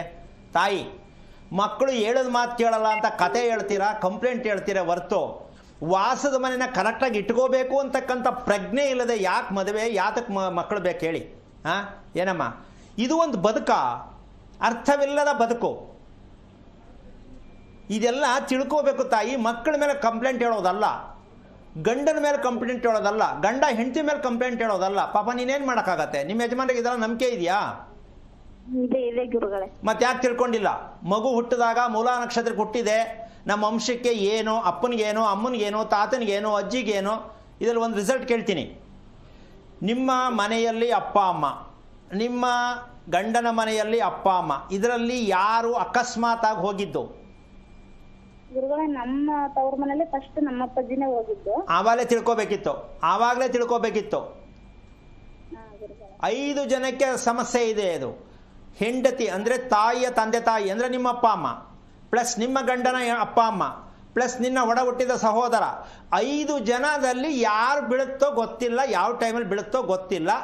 ನೀವು ಅಯ್ಯೋ ಹಿಂಗಾಗೋಯ್ತಲ್ಲ, ರಾತ್ರಿ ಚೆನ್ನಾಗಿದ್ದು ಬೆಳಗ್ಗೆ ಯಾಕೆ ಹಿಂಗಾಯ್ತು, ಈ ಪರಿಸ್ಥಿತಿಯಲ್ಲಿ ನಿಮ್ಮ ಕುಟುಂಬ ಇದೆ. ಇದು ಒಂದು ಸ್ಯಾಂಪಲ್ ಹೇಳಿರೋದು ನಾನು ನಿನಗೆ. ಏನು ಅಂದರೆ ಹೆದರ್ಕೊಳ್ಳೋದಲ್ಲ. ಒಂದು ಮಗು ಹುಟ್ಟಿದ್ರೆ ಕುಟುಂಬದಲ್ಲಿ ಎಷ್ಟು ಜನ ಅಕಾಲಿಕವಾಗಿ ಸಾಯ್ತಾರೆ, ಕಾರಣ ಇಲ್ಲದೆ ಸಾಯ್ತಾರೆ. ಇದೇ ರೀ ಮೂಲ ನಕ್ಷತ್ರ. ಮೂಲ ಅಂತ ಹೆಸರಿಟ್ಟಿರತಕ್ಕಂಥ ನೀವು ಅರ್ಥ ಮಾಡ್ಕೋಬೇಕು. ವಂಶಕ್ಕೆ ಮೂಲ, ಕುಟುಂಬಕ್ಕೆ ಮೂಲ, ಮಗುವಿಗೆ ಮೂಲ, ಆರೋಗ್ಯಕ್ಕೆ ಮೂಲ. ಏನವ ನಕ್ಷತ್ರ ಬಿಡ್ರೆ ದೇವ್ರು ಕೊಟ್ಟಿದ್ದು ಅಂದ್ಬಿಟ್ರೆ ಏನು ಮಾಡೋಕ್ಕಾಗತ್ತೆ? ಅದಾಗಿರೋ ಕಿತ್ತೋಗಿರೋ ಜ್ಯೋತಿಷ್ಯ ಹೇಳೋರು ಹೇಳ್ಬಿಡ್ತಾರೆ, ಗುರು ಚೆನ್ನಾಗಿರ್ತಾನೆ, ಗುರುಬಲದ್ದು ಏನು ಮುಟ್ಟದ್ದೆಲ್ಲ ಚಿನ್ನ ಹೇಳ್ಬಿಡ್ತಾರೆ. ಅದನ್ನು ನಂಬ್ಕೊಂಡು ನೀವು ಹಂಗೆ ತಲೆ ಮೇಲೆ ಕಲ್ಲು ಹಾಕೊಂಡು ಕೂತಿರ್ತೀರ. ಮೊದಲು ಮೂಲಾ ನಕ್ಷತ್ರಕ್ಕೆ ಒಂದು ಮಗು ಮನೆ ಪ್ರವೇಶ ಮಾಡಿದ್ರೆ, ಆಸ್ತಿ ಇದ್ದರೂ ಯಾವ ಕಾರಣಕ್ಕೂ ಏನೇ ಇದ್ದರೂ ನೆಮ್ಮದಿ ಇಲ್ಲದ ಜೀವನ, ಯಾವ ಟೈಮಲ್ಲಿ ಯಾರಿಗೇನು ಒಕ್ಕರಿಸ್ಕೊಳ್ಳೋತೋ ಹೇಳಕ್ಕೆ ಬರಲ್ಲ. ಹೆದರ್ಕೋಬೇಡಿ, ಪ್ರತಿಯೊಬ್ಬರು ತಿಳ್ಕೊಳ್ಳೋ ಪ್ರಯತ್ನ ಮಾಡ್ತಾಯಿ. ಮಕ್ಕಳ ಮೇಲೆ ಕಂಪ್ಲೇಂಟ್ ಹೇಳ್ಬೇಡ. ಒಳ್ಳೆಯದಾಗಲಿ. ಧನ್ಯವಾದಗಳು ಕರೆ ಮಾಡಿದ್ದಕ್ಕೆ ಗುರುಗಳೇ. ಅದೇ ರೀತಿಯಾಗಿ ಆನೇಕಲಿಂದ ಯಶೋಧ ಅನ್ನುವಂಥವ್ರು ಕರೆ ಮಾಡಿದ್ದಾರೆ. ಯಶೋಧ ಅವರೇ, ಯಾರ ಬಗ್ಗೆ ಕೇಳಬೇಕಾಗಿತ್ತು? ಯಶೋಧ ಅವರೇ, ನಾನು ಮಾತನಾಡ್ತಿರೋದು ಕೇಳಿಸ್ತಿದ್ಯಾ? ಯಶೋಧ ಅವರೇ, ನಾನು ಮಾತನಾಡ್ತಿರೋದು ಕೇಳಿಸ್ತಿದ್ಯಾ? ನನ್ನ ಧ್ವನಿ ಕೇಳಿಸ್ತಿದ್ಯಾ ನಿಮಗೆ? ಕರೆ ಕಟ್ಟಾಗಿದೆ ಗುರುಗಳೇ. ಅದೇ ಮಾತಾಡ್ತಾ ಇದ್ವಿ ನಾವು ಅಭಿರುಚಿಯ ಬಗ್ಗೆ. ನಮ್ಮ ವಿಚಾರಕ್ಕೆ ಬರೋದೇ ಆದರೆ ಇದು ಎರಡನೇ ದುರಂತ. ಏನು ಅಂದರೆ, ಉದಾಹರಣೆಗೆ ಒಂದು ಲವ್, ಒಂದು ಅರೇಂಜ್, ಎರಡು ರಸ್ತೆ ಇರುತ್ತೆ. ಲವ್ ಮಾಡೋದೊಂದು, ಅರೇಂಜ್ ಮಾಡೋದೊಂದು, ಮದುವೆನೇ ಎರಡು. ಈ ಎರಡಕ್ಕೆ ಮಧ್ಯದಲ್ಲಿ ಒಂದು ಇತಿಹಾಸ ವಿಚಾರ ಇದೆ, ಸಿದ್ಧಾಂತ. ಏನು? ಮೊದಲನೇ ಸಲ ನಾವು ಹುಡುಗಿನ ನೋಡೋಕ್ಕೆ ಹೋಗ್ತಾರೆ ಅಪ್ಪ ಅಮ್ಮ, ಅಥವಾ ಹುಡುಗನ ಜೊತೆಲಿ ಹೋಗ್ಬೋದು. ಆಯ್ತಾ? ಇದೊಂದು ಭಾಗ. ಅಕಸ್ಮಾತ್ ನಾನು ಅವಾಗಲೇ ಒಬ್ರು ಕೇಳಿದೆ, ಲವ್ ಮಾಡಬೇಕಾದ್ರೂ ಕೂಡ ಯಾವತ್ತು ಹುಡುಗಿ ಮಖನ ನೀನು ನೋಡಿದೆ ಅಂತ, ಹುಡುಗನ ಮಖ ಯಾವಾಗ ನೋಡಿದೆ ಅಂತ ಕೇಳಿದ್ದಕ್ಕೆ ಇದೆರಡಕ್ಕೂ ಟ್ರ್ಯಾಕ್ ಒಂದೇ. ಇಲ್ಲಿ ನಾವು ಲಗ್ನ ಕಟ್ಟಿಸ್ತೀವಿ, ಮದುವೆ ಮಾಡ್ತೀವಿ, ಪುರೋಹಿತರ ಹತ್ರ ಶಾಸ್ತ್ರ ಕೇಳ್ತೀವಿ ಅಂತೇಳಿ ಎಲ್ಲಾನು ಮಾಡ್ತಾ ಇರೋ ನಾವು ಮಾಂಗಲ್ಯ ಕಟ್ಟಕ್ಕೆ ಟೈಮ್ ಕೇಳುವಂಥ ಬುದ್ಧಿವಂತರು ಮೊದಲನೇ ಸಲ ಮುಖ ನೋಡಿದ್ದು ಅತಿ ಮುಖ್ಯನ, ಮಾಂಗಲ್ಯ ಕಟ್ಟೋದು ಮುಖ್ಯನಾ? ಮುಖ ನೋಡಿದ್ದು. ಹಾಗಿದ್ದ ಮೇಲೆ ಈಗ ಮದುವೆ ಮಾಡ್ಕೊಳ್ಳೋದು ಎಷ್ಟು ಚಂದ ಅಂತ ಪ್ರತಿಯೊಬ್ಬರು ಅರ್ಥ ಮಾಡ್ಕೊಳ್ಳಿ. ಹಿಂದೆ ಇದ್ದದ್ದು ಮನೆ ಮೇಲೆ ಬಂದಾಗ ಕನ್ನಡಿಯ ಮೂಲಕವಾಗಿ ಹೆಣ್ಣು ಗಂಡಿನ ಮುಖ ನೋಡ್ತಕ್ಕಂಥದ್ದು ಶಾಸ್ತ್ರಬದ್ಧವಾದ ಮದುವೆ. ಅವತ್ತೇ ಮುಖ ನೋಡಬೇಕು ಹೆಣ್ಣು ಗಂಡಂದು. ಎಲ್ಲಿ ಪರದೆ ಹಿಡಿತಾರ ಗೊತ್ತಾನಮ್ಮ? ಹೌದು, ಅಂತರಪಟ. ಅಂತರಪಟದಲ್ಲೇ ಆ ಒಂದು ವಿಚಾರವನ್ನ ನಾವು, ಇದು ಶಾಸ್ತ್ರ ಸಮ್ಮತವಾದ ಮದುವೆ. ಈಗ ಎಲ್ಲ ಮಾತಾಡಿ ಓಡಾಡಿ ಪಾರ್ಕಲ್ಲಿ ಹೋಗಿ ಹೋಟ್ಲಿಗೆ ಹೋಗಿ ಎಲ್ಲ ಮಾಡ್ಕೊಂಡು ಈಗ ಶಾಸ್ತ್ರ ಅಂತೆ. ಯಾವ ಪುರುಷಾರ್ಥಕ್ಕಿದು? ಆಮೇಲೆ ಇವ್ರಿಗೆ ಶಾಸ್ತ್ರ ಯಾಕೆ, ಹೊಂದಾಣಿಕೆ ಯಾಕೆ, ಮದುವೆ ಯಾಕೆ ಇವರಿಗೆ ಎಲ್ಲ ಆಗೈತಲ್ಲ, ಸೆಲೆಕ್ಟ್ ಮಾಡ್ಕೊಂಡವ್ರಲ್ಲ. ಈಗ ಅಪ್ಪ ಅಮ್ಮ ಮಾಡ್ತಿರೋದು ಅದೇ ತಪ್ಪು. ಏನ್ ಮಾಡೋ ಸ್ವಾಮಿ, ಈಗ ವಿದ್ಯೆ ಕಲ್ತ್ಬಿಟ್ಟಾರೆ ನಮ್ಮ ಮಾತು ಕೇಳಲ್ಲ ಅಂದ್ರೆ ಕಲಿಸಿದ್ದೇ ಮೊದಲನೇದು ನಿಮ್ಮ ಅಪರಾಧ. ಮಕ್ಕಳನ್ನ ಬೆಳೆಸಿದ್ದೇ ನಿಮ್ಮ ಅಪರಾಧ. ಯಾಕೆಂದ್ರೆ ವಿದ್ಯೆ ಕಲ್ತ್ಕೋ ಅಂತ ಕಲ್ಸಿದ್ರಿ. ಏನ್ ಕಲಿಸ್ಬೇಕಿತ್ತು ಅಪ್ಪ ಅಮ್ಮ ಮಕ್ಕಳಿಗೆ? ಅಪ್ಪ ಅಮ್ಮ ಮಕ್ಕಳು ಸರಿಯಾದ ಮಕ್ಕಳಿಗೆ ಸರಿಯಾದ ತಂದೆ ತಾಯಿ ಆಗಿದ್ದಾರೆ. ಎಲ್ರಿಗೂ ಅನುಮಾನ ಆಗತ್ತೆ, ಅಪ್ಪ ಅಮ್ಮ ಸರಿಯಾಗಿ ಆಗಿದ್ದಾರೆ ಅಂದ್ರೆ ಅರ್ಥ ಏನು? ಡೌಟ್ ಆಗಾದ್ರೆ ಡೌಟಲ್ಲೇ ಇದೆ ಕುಟುಂಬ. ಯಾಕೆ ಅಂದ್ರೆ ಸ್ವಂತ ಕುಟುಂಬದಲ್ಲಿ ನನ್ನ ಮಗ ನಮ್ಮಪ್ಪ ಅಂತ ಹೇಳಕ್ಕೆ ಅಧಿಕಾರ ಇಲ್ಲದ ಕುಟುಂಬನೇ ಇರೋದು, ಅವ್ರ ಹೊಟ್ಟೆಯಲ್ಲಿ ಹುಟ್ಟಿರೋದು. ಕಾರಣ ಏನಂದ್ರೆ ಈ ತರ ಶಾಸ್ತ್ರಕ್ಕೆ ವಿರುದ್ಧವಾದ ರೀತಿಯಲ್ಲಿ ಮದುವೆ ಮಾಡ್ಕೊಂಡಿರ್ತಕ್ಕಂಥ ವಿಚಾರ. ಏನು? ನಾವು ಮದುವೆ ಅಂತಕ್ಕಂಥದ್ದು ಒಳ್ಳೇದಾಗ್ಲಿ, ಭವಿಷ್ಯ ಚೆನ್ನಾಗಿರ್ಲಿ ಅಂತ ಹೇಳೋ ನಾವು ಹುಡುಗಿ ನೋಡಕ್ಕೆ ಹೋದಾಗ ಆ ದಿನದಲ್ಲಿ ಲಗ್ನದಲ್ಲಿ ವ್ಯತ್ಯಾಸ ಇದ್ದರೆ, ಹುಡುಗನಿಗೋ ಅಥವಾ ಹುಡುಗಿಗೋ ಲಗ್ನದಲ್ಲಿ ವ್ಯತ್ಯಾಸ ಇದ್ದರೆ ಅವು ನೋಡೋ ಹೋಗೋ ಸಮಯ, ಹುಡುಗ ಹುಡುಗಿ ಮುಖ ನೋಡೋ ಸಮಯ ವ್ಯತ್ಯಾಸ ಆಗಿದ್ದ ಪಕ್ಷದಲ್ಲಿ ಇಬ್ಬರಿಗೂ ಮದುವೆ ನಡೆಯಲ್ಲ, ಅವನಿಗೂ ನಡೆಯಲ್ಲ. ಅವರೆಲ್ಲ ಊರೆಲ್ಲ ಹುಡುಕ್ತಿರ್ತಾರೆ, ಇವರು ಊರೆಲ್ಲ ಹುಡುಕ್ತಿರ್ತಾರೆ, ಮದುವೆ ನಡೆಯೋದೇ ಇಲ್ಲ. ಎಷ್ಟೋ ಕುಟುಂಬಗಳಿಗೆ ತಗಲಾಕೊಂಡಿದೆ. ಪುಣ್ಯಾತ್ಮ ಅವನು ಯಾವನ್ ಗೊತ್ಕೆಟ್ಟವನ್ ಬಂದು ಕಾಲ್ ಮಾಡಕ್ಬಿಟ್ಟು ನನ್ನ ಮಗಳು ಮದುವೆನೇ ಆಯ್ತಾ ಇಲ್ಲ ಅಂತ ಎಷ್ಟೋ ಜನ ಪರಿತಪಿಸ್ತಾ ಇದ್ದಾರೆ. ಹೌದಲ್ಲ? ಇದಕ್ಕೆ ಕಾರಣ ತಿಳ್ಕೊಳ್ಳಿ. ಫಸ್ಟ್ ಮಹಾನೀಯ ಜನಗಳೇ, ಫಸ್ಟ್ ತಿಳ್ಕೊಳ್ಳಿ, ಒಂದು ಹುಡುಗಿಯ ಮುಖವನ್ನ ಹುಡುಗನ ಮೈಯಿಂದ ಪೂರ್ಣವಾಗಿ ತೋರಿಸಲೇಬಾರದು. ಸರಿಯಾದ ರೀತಿಯಾದ ಶಾಸ್ತ್ರಬದ್ಧವಾದ ಮದುವೆ ಅಂದ್ರೆ ಇದು ಸತ್ಯ. ಹಂಗಂತ ಒಪ್ಪಲ್ವಲ್ಲ ಅಂದ್ರೆ ಮದುವೆನೇ ಮಾಡಬೇಡಿ, ಬಿಟ್ಬಿಡಿ. ಯಾರು ಕಟ್ಕೊಂಡು ಹೋಗ್ಬಿಡಿ. ನೀವು ದೊಡ್ಡವರು ಅನ್ಕೊಂಡವರು ಶಾಸ್ತ್ರಬದ್ಧವಾಗಿರ್ತಕ್ಕಂಥವ್ರಿಗೆಲ್ಲ ಅಕ್ಷತೆ ಹಾಕಿ ಆಶೀರ್ವಾದ ಮಾಡಿ ಅರ್ಶಿನ ಸ್ನಾಸ್ತ್ರ ಮಾಡಿ ಅವರೆಲ್ಲ ಮಾತಾಡ್ಕೊಂಡು ಫೋನಲ್ಲೆಲ್ಲ ಮಾತಾಡ್ಕೊಂಡಿರೋರಿಗೆ ಯಾವ ಶಾಸ್ತ್ರ ಮಾಡ್ತೀರಾ? ಎಲ್ಲಿ ಉಳಿದಿದೆ ದೇವದಲ್ಲಿ? ಯೋಚನೆ ಮಾಡ್ಬೇಕಲ್ಲ. ಹೌದು, ಅವ್ರದ್ದು ಮದುವೆ ಆಗೋಯ್ತ್ರಿ. ಯಾವಾಗ ಮುಖ ನೋಡಿದ್ರೆ ಮದುವೆ ಆಗೋಯ್ತು. ನೀವು ಮದುವೆ ಮಾಡೋದು ಅದೊಂದು 4 ವರ್ಷ. ಇವ್ರ ಮನೇಲಿ ಒಪ್ಪಲ್ಲ ಸ್ವಾಮಿ, ಅದಕ್ಕೆ 2 ವರ್ಷ. ಇವ್ರ ಮನೇಲಿ ಒಪ್ಪಲ್ಲ ಸ್ವಾಮಿ, ಅದಕ್ಕೆ 2 ವರ್ಷ. ಆಮೇಲೆ ಮದುವೆ ಫಿಕ್ಸ್ ಆಯ್ತು ಸ್ವಾಮಿ, ಕಿತ್ತೋಯ್ತು ಸ್ವಾಮಿ, 12 ವರ್ಷ. ಹಿಂಗೆ ಆಡಿ ಆಡಿ ದೇಶದ ತುಂಬ ಬೆಂಕಿ ಹಾಕೋತಾ ಇದ್ದೀವಿ ನಾವು. ನಮಗಿನ್ನೂ ಅರ್ಥ ಆಗಿಲ್ಲ ಒಂದು ಮದುವೆಯ ರಹಸ್ಯ ಏನು ಅಂತ. ಯಾವ ಕಾರಣಕ್ಕೂ ಯಾರಿಗೂ ಗೊತ್ತಿಲ್ಲ. ಧರ್ಮಕ್ಕೆ ಹತ್ತಿರವಾದ ಮದುವೆನೇ ಆಗಬೇಕು. ಆಮೇಲೆ ಬೇರೆ ಹೇಳ್ತೀವಿ ಸಂಸ್ಕಾರ ಧರ್ಮ ಅಂತ. ಇವೆರಡಕ್ಕೂ ಇನ್ನೂ ಗೊತ್ತಾಗಿಲ್ಲ. ಸಂಸ್ಕಾರ ಎಂದರೇನು 6 ತಿಂಗಳು ಟೈಮ್ ಕೊಟ್ಟರೆ ಯಾರಿಗೂ ಹೇಳೋಕ್ಕಾಗಲ್ಲ. ಕಾರಣ ನಮ್ಮ ಜೀವನ ಎಷ್ಟು ಬರ್ಬಾದಾಗಿದೆ ಅಂದರೆ ನಮ್ಮ ದುರಹಂಕಾರಗಳು, ನಮ್ಮ ವಿದ್ಯಾಭ್ಯಾಸ ನಮ್ಮ ದೇಶಕ್ಕೆ ಬೆಂಕಿ ಇಡ್ತಾ ಇದೆ. ಇದೆರಡೂ ನಮ್ಗೆ ಯಾರೂ ಅನ್ನ ಕೊಡಲ್ಲ. ವಿದ್ಯಾಭ್ಯಾಸನೂ ಅನ್ನ ಕೊಡಲ್ಲ. ಯಾಕೆ ಅಂದರೆ ವಿದ್ಯೆ ಇಲ್ಲದವನು ಬದುಕಬಲ್ಲ, ಆದರೆ ವಿದ್ಯೆ ಕಲ್ತವನು ಬದುಕಕ್ಕಾಗಲ್ಲ. ಇಷ್ಟೇ ವಿಚಾರ. ವಿದ್ಯೆ ಇಲ್ಲದವನು ಬದುಕ್ತಾನೆ, ವಿದ್ಯೆ ಕಲ್ತವನು ಬದುಕಕ್ಕಾಗಲ್ಲ. ಯಾಕಂದ್ರೆ ಯಾವುದು ನಂಬಲ್ಲ ಅವನು. ಹೌದಾ? ಇದಕ್ಕೆ ಹುಚ್ಚು ಅಂತಾರೆ. ಎಜುಕೇಶನ್ಗೆ ಏನು ಹೇಳ್ತಾರೆ? ಹುಚ್ಚು ಅಂತಾರೆ. ಇಷ್ಟುದ್ದ ಓದಿರ್ತಾರೆ, ಅರ್ಧ ಗಂಟೆ ಫ್ರೀ ಇರಲ್ಲ. ಏನಕ್ಕೆ ಓದ್ಬೇಕು ಅದನ್ನ? ಹೌದಲ್ವಾ? ಇಂತಹ ಜೀವನ ಬೇಕಾ? ಈಗ ಕರೆ ಇದೆಯಾ? ಹೌದು, ಕರೆ ಇದೆ. ಮಂಗಳೂರಿಂದ ಸಂಧ್ಯಾ ಅಂತ ಹೇಳಿ ಕರೆ ಮಾಡಿದ್ದಾರೆ. ಸಂಧ್ಯಾ ಅವರೇ, ಯಾರ ಬಗ್ಗೆ ಕೇಳಬೇಕಾಗಿತ್ತು? ನಮ್ ಬಗ್ಗೆನೇ ಕೇಳ್ಬೇಕಾಗಿತ್ತು. ತಾವು ಹುಟ್ಟಿದ ನಕ್ಷತ್ರವನ್ನ ತಿಳಿಸಬಹುದಾ? ಆಶ್ಲೇಷ ನಕ್ಷತ್ರ.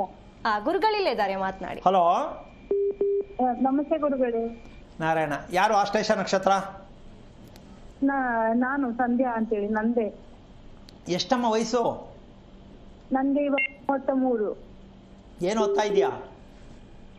ನಾನು ಬಿಕಾಮ್ ಓದಿದ್ದು, ಅಂದ್ರೆ ಇವಾಗ ಕೆಲಸ ಮಾಡ್ತಾ ಇದ್ದೇನೆ. ಮದುವೆ ಆಯ್ತಾ? ಇದೆ, 2 ಮಕ್ಕಳಿದ್ದಾರೆ. ಎಷ್ಟು ವರ್ಷ ಆಯ್ತು ಮದುವೆ ಆಗಿ? ಮದುವೆ ಆಗಿ 14 ವರ್ಷ ಆಯ್ತು. ಯಾವ ವಾರ ಮದುವೆ ಆಯ್ತಮ್ಮ? ಬುಧವಾರ. ಓಕೆ. ಮದುವೆ ತುಂಬ ಡೀಲ ಆಯ್ತಾ? ಚಕ್ಕಂತ ಫಿಕ್ಸ್ ಆಗೋಯ್ತಾ? ಬೇಗ ಫಿಕ್ಸ್ ಆಯ್ತು. ಓಕೆ. ಇದು ಗುರಿ. ಇಂಥ ಹುಡುಗನಿಗೆ ಇಂಥ ಹುಡುಗಿನೇ ಮಾಡಬೇಕು ಅಂತ ಅಪ್ಪ ಅಮ್ಮನ ಪ್ರಯತ್ನನಾ, ನಿನ್ನ ಪ್ರಯತ್ನನಾ? ಇಲ್ಲ, ನಮ್ಮ ತಂದೆಯವರು ಏನು ಇಷ್ಟಪಡ್ತಾರೋ ಅವರನ್ನೇ ಆಗೋದು ಅಂತ ನಾನು ಇದ್ದೆ. ಅದು ಕಾಲ ಅದಕ್ಕೆ ಕೂಡಿ ಬಂತು, ಹಾಗೆ ಆಯ್ತು. ಓಕೆ, ಸಂತೋಷ. ಮದುವೆ ಜೀವನ ಹೇಗಿದೆ? ಮದುವೆ ಜೀವನ ಅಂದ್ರೆ ಸ್ವಲ್ಪ ಯಾವುದ್ರಲ್ಲಿ ಮಾಡಿದ್ರು ಅನ್ನೋ ತರ ಆಯ್ತು. ಅಮ್ಮ, ಯಾವುದ್ರಲ್ಲಿ ನಿನಗೆ? ಈಗ ಹೆಲ್ತ್ ಕಂಡೀಷನ್ಸ್ ಅಲ್ಲಿ ಓಕೆನಾ? ಫೈನಾನ್ಸ್ ಕಂಡೀಷನ್ಸ್ ಅಲ್ಲಿ ಓಕೆನಾ? ನಿಮ್ಮ ಅಂಡರ್ಸ್ಟ್ಯಾಂಡಿಂಗ್ ಗಂಡ ಹೆಂಡತಿ ವಿಚಾರದಲ್ಲಿ ಓಕೆನಾ? ಯಾವುದ್ರಲ್ಲಿ ಓಕೆ, ಯಾವುದ್ರಲ್ಲಿ ಓಕೆ ಇಲ್ಲ? ಎಲ್ಲದ್ರಲ್ಲೂ ಓಕೆ ಅಂತ ಇಲ್ಲ, ಯಾಕಂದ್ರೆ ಸ್ವಲ್ಪ ಕಷ್ಟನೇ ಇದೆ. ಆದ್ರೂ ಅದು ಗೊತ್ತಾಗೋ ತರ ಇಲ್ಲ ಅಷ್ಟೇ. ಓಕೆ, ಈಗ ನಿನ್ನ ಪ್ರಶ್ನೆ ಏನು? ಏನಕ್ಕೆ ಕರೆ ಮಾಡಿದ್ದು? ನಮ್ಗೆ ಆರೋಗ್ಯ ಸಮಸ್ಯೆ ಅಂದ್ರೆ ಮೊನ್ನೆ ಒಂದು ಸಮಸ್ಯೆ ಇದೆ ನನಗೆ. ಅಂದ್ರೆ ಕಾಲು ನೋವು, ಬೆನ್ನು ನೋವು ಹಾಗೆಲ್ಲ ಬರ್ತಾ ಇರುತ್ತೆ. ಆದ್ರೆ ಇವಾಗ 1 ವಾರದಿಂದ ಏನೂ ಇಲ್ಲ, ಒಂದನ್ ಬಿಟ್ಟು ಒಂದು ಬರ್ತಾ ಇದೆ. ಅಂದ್ರೆ ಒಂದ್ಸಲ ಮಂಡಿ ನೋವು ಅಂತ ಸ್ಟಾರ್ಟ್ ಆಯ್ತು, ಅದು ಏನು ಜೀವ ಹೋಗೋ ತರ ನೋವಾಗ್ತದೆ. ಆಮೇಲೆ ಅದಕ್ಕೆ ಒಂದು ಮದ್ದು ಅಂತ ಆದ್ಮೇಲೆ ಅದು ಸ್ಟಾಪ್ ಆಗ್ತದೆ. ಆದ್ರೆ ಅದು ನಿಂತ ಕೂಡ್ಲೆ ಎದೆ ನೋವು ಅಂತ ಹೇಳಿ ಸ್ಟಾರ್ಟ್ ಆಗ್ತದೆ. ಅದು ಏನಂತ ಗೊತ್ತಿಲ್ಲ ಗುರುಗಳೇ. ಮಕ್ಕಳ ನಕ್ಷತ್ರ ಏನು? ಇಬ್ರು ಮಕ್ಕಳ ನಕ್ಷತ್ರ? ಮಕ್ಕಳ ನಕ್ಷತ್ರ ಮಗಳು ಪುಷ್ಯ ನಕ್ಷತ್ರ. ಮಗಳು? ಮಗ ಪೂರ್ವಭಾದ್ರ ಮೀನ ರಾಶಿ. ಮಗಳು ಪುಷ್ಯನಾ? ಪುಷ್ಯ. ಎಷ್ಟು ವಯಸ್ಸು ಅವಳಿಗೆ? ಅವಳು ಈಗ 13 ವರ್ಷ. ಅವಳ ಆರೋಗ್ಯ ಹೇಗಿದೆ? ಅವಳು ಚೆನ್ನಾಗಿದ್ದಾಳೆ, ಹುಷಾರಿದ್ದಾಳೆ. ಖುಷಿಯಾಗಿದ್ದಾಳ? ಅದು ಹೇಗೆ ಹೇಳುದು ಗುರುಗಳು? ಅಲ್ಲಲ್ಲ, ಒಂದ್ ನಿಮಿಷ. ಅವಳು ಬೇಜಾರು ಮಾಡ್ಕೊಂಡು ಕೂತಿರ್ತಾಳೆ ಅನ್ನೋದು ಗೊತ್ತಾಗತ್ತಾ ನಿಂಗೆ? ಅದು ಆದ್ರೆ ಬೇಜಾರಲ್ಲಿ ಇರ್ತಾಳೆ, ಒಂದೊಂದ್ಸಲ ಇರ್ತಾಳೆ. ಈಗ ವಯಸ್ಸೆಷ್ಟು ಅವಳಿಗೆ? 11 ವರ್ಷ ಅಲ್ವಾ? 13. 13 ವರ್ಷಕ್ಕೆ ಅವಳಿಗೆ ಯಾಕೆ ಯೋಚನೆ ಮಾಡಬೇಕು, ಯಾಕೆ ಬೇಜಾರಿರ್ಬೇಕು ಅಂತ ನಿಂಗೆ ಯಾಕಮ್ಮ ಗೊತ್ತಾಗ್ತಾ ಇಲ್ಲ? ಅಂದ್ರೆ ಆತರ ಬೇಜಾರಲ್ಲಿ ಇರೋದಿಲ್ಲ ಗುರುಗಳೇ. ಅಂದ್ರೆ ಅವರ ಸಾಲ ವಿಚಾರದಲ್ಲಿ ಅಥವಾ ಏನಾದ್ರೂ ನಾವು ಬೈದ್ರೆ ಅದಕ್ಕೆ ಬೇಜಾರಾಗ್ತಾಳೆ, ಮತ್ತೆ ಬೇರೆ ಬೇಜಾರಲ್ಲಿ ಕುತ್ಕೊಳ್ಳಲ್ಲ ಅವಳು. ಓಕೆ. ಮಗನ ವಯಸ್ಸೆಷ್ಟು? ಮಗ 9 ವರ್ಷದ ಮಗ. ಓಕೆ. ಅವನು ಮಲಗಬೇಕಾದ್ರೆ ಎಷ್ಟು ಸರ್ಕಸ್ ಮಾಡ್ತಾನೆ? ಅವನಿಗೆ ಮೊಬೈಲ್ ಇಲ್ಲದಿದ್ರೆ ನಿದ್ದೆ ಬರುದಿಲ್ಲ. ಅಮ್ಮ ಹೇಳ್ತೀವಿ. ಮಗ ಮಲ್ಕೊಂಡಾಗ ಎಷ್ಟು ಸರ್ಕಸ್ ಹೊಡಿತಾನೆ ಅಂದೆ ಮತ್ತೆ ನಿದ್ದೆ ಮಾಡಕ್ಕೆ? ಬೇಗ ನಿದ್ದೆ ಮಾಡುದಿಲ್ಲ. ಈಗ ಅದನ್ನ ತಿಳ್ಕೊಬೇಕಾ ಬೇಡ? ಮಕ್ಕಳು ನಿಂಗೆ ಬೆಳೆಸ್ಬೇಕಾ? ನಿನ್ನ ಕೈ ಯಾಕೆ ಈ ವಿಷಯ ಕೇಳಿದೆ ಅಂದ್ರೆ ಕೇಳಿಸ್ಕೊ. ಹಾ ಹೇಳಿ ಗುರುಗಳೇ. ಎರಡೂ ಮಕ್ಕಳಿಗೂ ಒಂದಕ್ಕೆ ಹೊಟ್ಟೆ ಸರಿ ಇಲ್ಲ, ಹಾ ಒಂದಕ್ಕೆ ಉಸಿರಾಟ ಚೆನ್ನಾಗಿಲ್ಲ. ಏನಮ್ಮ ಮಕ್ಕಳು ಬೆಳೆಸ್ತಾ ಇದೆಯಾ ನೀನು ಹೇಳು? ಒಂದು ಮಗುಗೆ ಹೊಟ್ಟೆ ಚೆನ್ನಾಗಿಲ್ಲ, ಸಮಸ್ಯೆ ಇದೆ ಪಾಪ, ಅನುಭವಿಸ್ತಾ ಇದೆ ಅವು. ಅವಾಗ ಅದು ಮಂಕಾಗತ್ತೆ. ನೀನು ಏನೋ ಯೋಚನೆ ಮಾಡ್ತಾಳೆ ಶಾಲೆ ಬಗ್ಗೆ ಅಂದರೆ, ನಿಮ್ಮ ಅನುಕೂಲಕ್ಕೆ ತಕ್ಕಂತೆ ಯೋಚನೆ ಮಾಡಿದ್ರೆ, ಮಕ್ಕಳ ಭಾವನೆಗಳನ್ನು ಅರ್ಥ ಮಾಡ್ಕೊಳ್ಳಿಲ್ಲ ಅಂದರೆ ಯಾವ ಪುರುಷಾರ್ಥಕ್ಕಮ್ಮ ಇಷ್ಟುದ್ದ ಓದ್ತೀರಾ? ಹಾಂ ಹೇಳಿ. ಒಂದು ಮಗುವನ್ನು ನೀವು ಗಮನಿಸ್ತಿಲ್ಲ ಅಂದರೆ ತಾಯಿ ಅನ್ನೋ ಸ್ಥಾನಕ್ಕೆ ಏನು ಬೆಲೆ ಇದೆ? ನಿಮ್ಮ ಅನುಕೂಲಕ್ಕೆ ತಕ್ಕಂತೆ ಮಕ್ಕಳಿಗೊಂದು ಮೆಸೇಜ್ ಕೊಟ್ಬಿಡೋದು. ಏನಾದ್ರೂ ಇದ್ರೆ ಮಕ್ಕಳು ಬೇಜಾರು ಮಾಡ್ಕೊಂಡಿದ್ರೆ ಕೇಳ್ತಾ ಇರ್ತೇನೆ, ಯಾಕೆ ಬೇಜಾರು ಏನಾದ್ರು ಇದ್ರೆ ಹೇಳಿ ಅಂತ ಅಮ್ಮ ಇದ್ರೆ ಅವ್ರು ಹೇಳ್ತಾರೆ. ಒಂದು ನಿಮಿಷ, ಅವ್ರಿಗೆ ಹೇಳಕ್ಕೆ ಹೊಟ್ಟೆನಲ್ಲಿ ಏನಾಗ್ತಾ ಇದೆ, ಹೊಟ್ಟೆಲಿ ಉರಿತಾ ಇದೆ, ಹೊಟ್ಟೆ ಹಿಡ್ದಂಗೆ ಆಗತ್ತೆ, ಹೇಳುವಷ್ಟು ಮಗುಗೆ ಗೊತ್ತಾಗತ್ತಾ? ಹೇಳು, ಎಲ್ಲಿ ಗೊತ್ತಾಗತ್ತೆ? ಅಮ್ಮ ಒಬ್ಬ ಡಾಕ್ಟ್ರ್ ಹತ್ರ ಹೋದ್ರೂ ಕೂಡ ಹೇಳಕ್ಕಾಗಲ್ಲ, ಒಬ್ಬ ಡಾಕ್ಟ್ರ್ ಹತ್ರನೂ ಹೋದ್ರೂ ಹೇಳಕ್ಕಾಗಲ್ಲ. ನಾವು ಶೂಟ್ ಮಾಡ್ದಂಗೆ ಹೇಳ್ತೀವಿ. ದೇಹದ ಯಾವ ಭಾಗದಲ್ಲಿ ಸಮಸ್ಯೆ ಇದೆ, ಏನಕ್ಕೆ ಬಂದಿದೆ, ಅದನ್ನು ಹೇಳೋದಕ್ಕೆ ಯಾವನೋ ಪ್ರಪಂಚ ನಿನ್ನ ಹುಟ್ಟಿಲ್ಲ. ಇದನ್ನು ತಿಳ್ಕೊ ಫಸ್ಟು. ಆಶ್ಲೇಷ ನಕ್ಷತ್ರಕ್ಕೆ ಮದುವೆ ಮಾಡ್ಕೊಂಡಿದ್ಯಾಮ್ಮ ನೀನು? ನಿನ್ನ ಮನಸ್ಸಿನಲ್ಲಿ ಇರ್ತಕ್ಕಂಥ ವಿಚಾರಗಳು, ನಿನ್ನ ಮೊದಲಲ್ಲಿ ಓಡ್ತಾ ಇರ್ತಕ್ಕಂಥ ವಿಚಾರಗಳು ಎಷ್ಟೊಂದು ಓಡ್ತಾ ಇದೆ ಅಂದರೆ ಅರ್ಧ ಕರ್ನಾಟಕ ಕೊಂಡ್ಕೋಬೋದು, ಅಷ್ಟು ಬುದ್ಧಿ ಇದೆ ನಿನಗೆ. ಆದರೆ ನೀನು ಬೆಳಗ್ಗೆ ಏಳಬೇಕಾದ್ರೆ ಕರೆಕ್ಟ್ ಟೈಮ್ಗೆ ಹೇಳೋಕ್ಕಾಗತ್ತೇನಮ್ಮ? ಆಗುದಿಲ್ಲ ಗುರು. ಅದೇ ನಿನ್ನ ಜೀವನ. ಕೇಳಿಸ್ಕೊ, ಬೆಳಿಗ್ಗೆ ಏಳಕ್ಕೆ ಯಾರಿಗ ಆಗಲ್ಲ, ಹಾಸಿಗೆಯಿಂದ ಮೈ ನೋವು, ಮೈ ಭಾರ, ಇನ್ನು ಸ್ವಲ್ಪ ಮಲ್ಕೋಬೇಕಿತ್ತು. ಈ ಕರ್ಮದಲ್ಲೇ ನೀನು ನಿಮ್ಮಮ್ಮನ ಹೊಟ್ಟೆಲಿ ಹುಟ್ಟಿದಾಗಲೂ ಅನುಭವಿಸ್ಕೊಂಡು ಬಂದಿದೀಯಾ. ನಿನಗೆ ಮದುವೆ ಆಗಬೇಕು, ನಿನಗೆ ಮಕ್ಕಳಾಗಬೇಕು, ನಿನಗೆ ಒಳ್ಳೆ ಮಕ್ಕಳು ಹುಟ್ಟಬೇಕು. ಹೆಂಗಮ್ಮ ಆಗತ್ತೆ? ಫ್ಯಾಕ್ಟ್ರಿನೇ ರಾಂಗ್, ಇನ್ನು ಮೆಟೀರಿಯಲ್ಸ್ ಚೆನ್ನಾಗಿರುತ್ತೆ.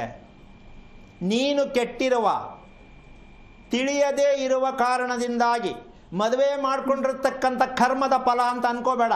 ತಿಳಿಯದೇ ಮಾಡುವುದೇ ಕರ್ಮ. ಮದುವೆ ಮಾಡ್ಕೊಳ್ಳೋಕ್ಕೋಸ್ಕರ ಗಂಡ ಹೆಂಡತಿ ಶಕ್ತಿದಾಯಕ ಆಗಿರ್ಬೇಕಂತ ಪ್ರಪಂಚದಲ್ಲಿ ಯಾರಿಗೂ ಗೊತ್ತಿಲ್ಲ. ಪೇರ್ ಚೆನ್ನಾಗವ್ರ, ಸಂಬಳ ಚೆನ್ನಾಗಿ ಬರುತ್ತಾ ನೋಡ್ಕೊಂಡು ಗಂಟೆ ಹಾಕತ್ತವೆ, ಅವ್ರ ಮುಖ ಅವರೇ ನೋಡ್ಕೊಂಡು ಅವ್ರಿಗೆ ಪುರ್ಸತ್ತಿರಲ್ಲ. ಈ ಹುಚ್ಚು ಮದುವೆ ಬೇಕಾ? ಈ ಹುಚ್ಚು ಮದುವೆಯಲ್ಲಿ ಹುಚ್ಚು ಮಕ್ಕಳು ಬೇಕಾ? ಆಮೇಲೆ ಶಾಸ್ತ್ರ ಕೇಳೋದು, ನೋಡಿ ನನಗೆ ಹಿಂಗಾಗೈತಿ ಅಂತ. ಏನಮ್ಮ ಇದು ಕರ್ಮ? ಏನಿದು ಕರ್ತವ್ಯ ಇಲ್ಲದ ಜೀವನ? ಅಮ್ಮ ಬೇಜಾರಾಯ್ತಾ? ಅರ್ಥ ಆಯ್ತಾ? ಇಲ್ಲ, ಅರ್ಥ ಆಯ್ತು. ಆದ್ರೆ ನಾವು ನಮ್ಮದ್ರಲ್ಲಿ ಜಾತಕ ಎಲ್ಲ ನೋಡಿನೇ ಮದುವೆ ಮಾಡುದು. ಒಂದ್ ನಿಮಿಷ ನಿಲ್ಸು, ಅಷ್ಟೇ ಒಂದ್ ನಿಮಿಷ ನಿಲ್ಸು. ಜಾತಕ ನೋಡಿದವ್ರಿಗೆ ಮೊದಲು ಫಸ್ಟ್ ಏನ್ ಮಾಡ್ಬೇಕಂದ್ರೆ, ಯಾವ ನಮ್ಮ ಪ್ರಪಂಚದಲ್ಲಿ ಜಾತಕ ನೋಡಿ ಮದುವೆ ಮಾಡು ಅಂತ ಹೇಳೋನು ಯಾವ ನಮ್ಮ ಹುಟ್ಟವನೇ ಪ್ರಪಂಚದಲ್ಲಿ? ಹೇಳು. ಆ ಕಮಂಗಿಗಳು ಗೊತ್ತಾ ಇದೆಲ್ಲ ನೋಡಕ್ಕೆ? ಯಾವನೇ ಆಗ್ಲಿ ಜಾತಕ ನೋಡೋನು ನಮ್ಮ ದೇಶದಲ್ಲಿ ಹುಟ್ಟವನ ತಾಕತ್ತೈತೆ ಅಂತ ಅವ್ನು ಗಂಡಸು ಅಂತ ಇದಾನ ಪ್ರಪಂಚದಲ್ಲಿ? ಸ್ವಲ್ಪ ಯೋಚನೆ ಮಾಡು. ಆ ರೀತಿ ಆಗಿದ್ರೆ ನಮ್ಮ ಮದುವೆಗಳು ಏನಕ್ಕೆ ಆಗಬೇಕಿದೆ ಭಾರತ ದೇಶದಲ್ಲಿ? ಇದರ ಪ್ರಪಂಚದಲ್ಲಿ ಅಂತವ್ರು ಈ ಹುಡುಗಿಗೆ ಈ ಹುಡುಗನ ಮದುವೆ ಮಾಡಿ ಅಂತ ಹೇಳಿ ಮದುವೆ ಶಾಶ್ವತವಾಗಿ ಚೆನ್ನಾಗಿ ಬಾಳಿ ಬದುಕ್ತವ್ರು ಪ್ರಪಂಚದಲ್ಲಿ ಒಬ್ಬರನ್ನ ತೋರಿಸಿ ನೋಡೋಣ. 140 ಕೋಟಿ ಜನಸಂಖ್ಯೆಯಲ್ಲಿ ಒಬ್ಬರಾದ್ರೂ ಮದುವೆ ಮಾಡ್ಕೊಂಡ್ರೆ ಚೆನ್ನಾಗಿದ್ದಾರೆ ನೋಡೋಣ. ಜಾತಕ ಕುಂಡಲಿ ತೋರಿಸಿ ಮದುವೆ ಮಾಡೋದು ಯಾರಿಗಮ್ಮ ಮಾಡ್ತಾರೆ? ಯಾರಿಗಮ್ಮ ಹೇಳಕ್ಕಾಗತ್ತ ಅವನ ಕೈಲಿ? ಜಾತಕ ಕೈ ಹಿಡ್ಕೊಳ್ಳೋ ಯೋಗ್ಯತೆ ಇಲ್ಲ ಯಾರಿಗೂ. ಜಾತಕದಲ್ಲಿ ಏನು ಗುರುತಿಸ್ಬೇಕು? ಆರೋಗ್ಯವನ್ನು ಗುರುತಿಸ್ಬೇಕು. ಆರೋಗ್ಯದ ಬಗ್ಗೆ ನೀನು ಮದುವೆ ಮುಂಚೆ ಹೇಳಿದ್ರೆ ನಮ್ಮ ಕುಂಡ್ಲಿ ನೋಡಿದವರು ಮತ್ತೆಂಥವನು? ನೀವೆಂಥವ್ರು? ಸ್ವಲ್ಪ ಯೋಚನೆ ಮಾಡಿ. ಮದುವೆ ಮುಂಚೆ ಕೇಳಬೇಕಾಗಿರೋದು ತಾಕತ್ತು ಶಕ್ತಿ ಇರಬೇಕಾ? ಹೆಣ್ಣು ಗಂಡಕ್ಕೆ ಬೇಡವಾ? ಇದು ಬೇಕಾ ಬೇಡವಾ? ಮತ್ತೆ ಅವ್ನು ಹೇಳಕ್ಕಾಗತ್ತಾ? ಜಾತಕ ಬರ್ದವನಿಗೆ ಶಾಸ್ತ್ರಗಳನ್ನು ಹೇಳಕ್ಕಾಗತ್ತಾ? ಸಾಧ್ಯ ಇದೆಯಾ? ಇಲ್ಲವೇ ಇಲ್ಲ. ಅಂಥವ್ರ ಹತ್ರ ಹೋಗೋರು ನಾವೆಂಥವ್ರು? ಹೆಣ್ಣು ಗಂಡಿನ ಶಕ್ತಿಯ ಮುಂದೆ ಯಾವ ಶಾಸ್ತ್ರ ಕುಂಡಲಿ ವರ್ಕ್ ಆಗಲ್ಲ. ಪ್ರಪಂಚದ ಇತಿಹಾಸದಲ್ಲಿ ಚಾಲೆಂಜ್ ಮಾಡಿ ಹೇಳ್ತೀನಿ, ಹೆಣ್ಣು ಗಂಡಿಗೆ ಶಕ್ತಿ ಮುಖ್ಯ. ಶಕ್ತಿ ಚೆನ್ನಾಗಿರೋ ಮನಸ್ಸು ಚೆನ್ನಾಗಿರುತ್ತೆ, ಮನಸ್ಸು ಚೆನ್ನಾಗಿರೋ ದಾಂಪತ್ಯ ಚೆನ್ನಾಗಿರುತ್ತೆ. ಯಾವುದ್ರಿ ಐತೆ ಜಾತಕ ಕುಂಡಲಿ? ಏನ್ರಿ ಐತೆ ಅದರಲ್ಲಿ? ಹೇಳಬೇಕಾಗಿರೋದು ಜಾತಕ ಕುಂಡಲಿಯನ್ನ ಕೈಯಲ್ಲಿ ಹಿಡ್ಕೊಂಡ್ರೆ ಹೇಳಬೇಕಾಗಿರೋದು ಆರೋಗ್ಯ ಎಲ್ಲಿ ಕೆಟ್ಟಿದೆ, ದೇಹದ ಯಾವ ಭಾಗದಲ್ಲಿ ಕೊಳತಿದೆ. ಯಾಕೆ ಕೊಳತಿದೆ ಅಂತ ಹೇಳ್ತೀನಿ, ಯಾರಿಗೂ ಕೊಳ್ತೋಗಿರಲ್ಲ. ನಿಮ್ಗೆ ಇದಾರು ಬುದ್ಧಿ ಬರಲಿ ಅಂತ. ಮಕ್ಕಳು ಮಾಡ್ಕೋತೀರಾ, ಮದುವೆಗಳು ಮಾಡ್ಕೋತೀರಾ, ಆರೋಗ್ಯ ತಿಳ್ಕೊಳ್ಳಲ್ಲ. ಯಾವ ಪುರುಷಾರ್ಥಕ್ಕೆ ಮದುವೆ? ಯಾವ ಪುರುಷಾರ್ಥಕ್ಕೆ ಮಕ್ಕಳು? ಯಾವ ಪುರುಷಾರ್ಥಕ್ಕೆ ಜೀವನ? ಸ್ವಲ್ಪ ಯೋಚನೆ ಮಾಡಿ. ಇದಕ್ಕೆ ಹುಟ್ಟಿದಿಲ್ಲಿ ಕಣ್ಣಿದ್ದು ಭಗವಂತ ಕಣ್ಣು ಕೊಟ್ಟಿದ್ದಾನೆ. ಕಣ್ಣು ಮುಚ್ಕೊಂಡು ಶಾಸ್ತ್ರ ಮಾಡಿಕೊಂಡು ಕೇಳಿಕೊಂಡು ಮದುವೆಗಳು ಮಾಡಿಕೊಂಡು ಕಣ್ಣು ಮುಚ್ಕೊಂಡು ಮಕ್ಕಳು ಮಾಡ್ಕೋತಿರಲ್ಲ ತಾಯಿ. ಆ ಮಗುವಿಗೆ ಪೂರ್ವಾಭಾದ ನಕ್ಷತ್ರ ಮಗುವಿಗೆ ಮದುವೆ ಇಲ್ಲ, ಜೀವನ ಇಲ್ಲ, ಆರೋಗ್ಯ ಇಲ್ಲ, ಚರ್ಮ ಸ್ಕಿನ್ ಚೆನ್ನಾಗಿಲ್ಲ, ಉಸಿರಾಟ ಚೆನ್ನಾಗಿಲ್ಲ, ಹೆಂಗಮ್ಮ ಮಗು ಬೆಳೆಸ್ತಾ ಇದೆಯಾ? 9 ವರ್ಷದಿಂದ ಕಾಯ್ತಿದ್ದೀರಾ, ಮಗು ಬೆಳೆಸಿದ್ದೀರಾ?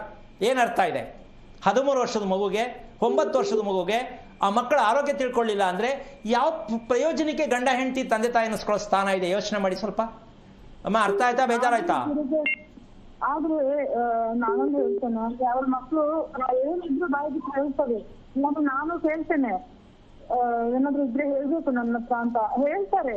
ಅದು ನಮ್ಗೆ ಅಂತ ಸಮಸ್ಯೆ ಏನು ಅವ್ರ ತಂದು ಬರ್ಲಿಲ್ಲ.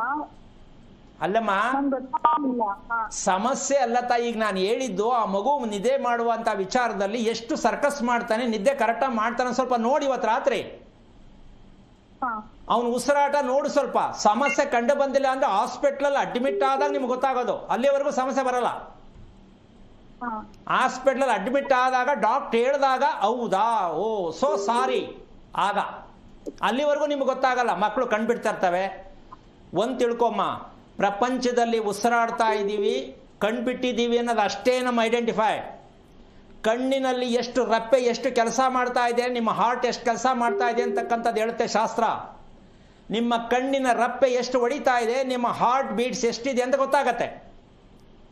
ನಿಮ್ಮ ಮಗುವಿನ ಉಸಿರಾಟ ಎಷ್ಟು ಚೆನ್ನಾಗಿದೆ ಅಂದರೆ ನಿಮ್ಮ ಮಗುವಿನ ದೇಹದಲ್ಲಿ ಆಗ್ತಾ ಇರ್ತಕ್ಕಂಥ ಕಾಯಿಲೆಗಳು, ಕಣ್ಣು ನೋವು, ಮೂಗು ನೋವು, ಇದೆಲ್ಲ ಏನಕ್ಕೆ ಬರುತ್ತೆ ಅಂತ ಗೊತ್ತಾಗ್ಬೇಕಲ್ಲ. ಸ್ವಲ್ಪ ಅರ್ಥ ಮಾಡ್ಕೊಳ್ಳಿ. ನಿಂತರನೇ ಪ್ರಪಂಚದಲ್ಲಿ ಬೇಕಾದಷ್ಟು ಜನ ಇದ್ದಾರೆ. ಮಕ್ಕಳ ಆರೋಗ್ಯ ಅಂತಕ್ಕಂಥದ್ದು ಎಲ್ಲರಿಗೂ ಬೇಕು, ಆದರೆ ಆರೋಗ್ಯದ ಬಗ್ಗೆ ತಿಳ್ಕೋಬೇಕು ಅಂತ ಯಾರಿಗೂ ಬೇಡ. ಚೆನ್ನಾಗಿದ್ದಾರೆ, ಏನು ತೊಂದರೆ ಇಲ್ಲ ಅಂದ್ಕೊಂಡು ಮಕ್ಕಳನ್ನ ಸ್ಕೂಲ್ ಕಳಿಸ್ತಾ ಇರ್ತೀರ. ಅಲ್ಲಿಂದ ಫೋನ್ ಬಂದ ತಕ್ಷಣ ಓಡೋಗಿ ಮಕ್ಕಳು ಕರ್ಕೊಂಬರ್ತೀರ, ಯಾಕೋ ಹುಷಾರಿಲ್ವಂತೆ ಅಂತ. ಆ ಗಾಬರಿ ಯಾಕೆ ಬೇಕು?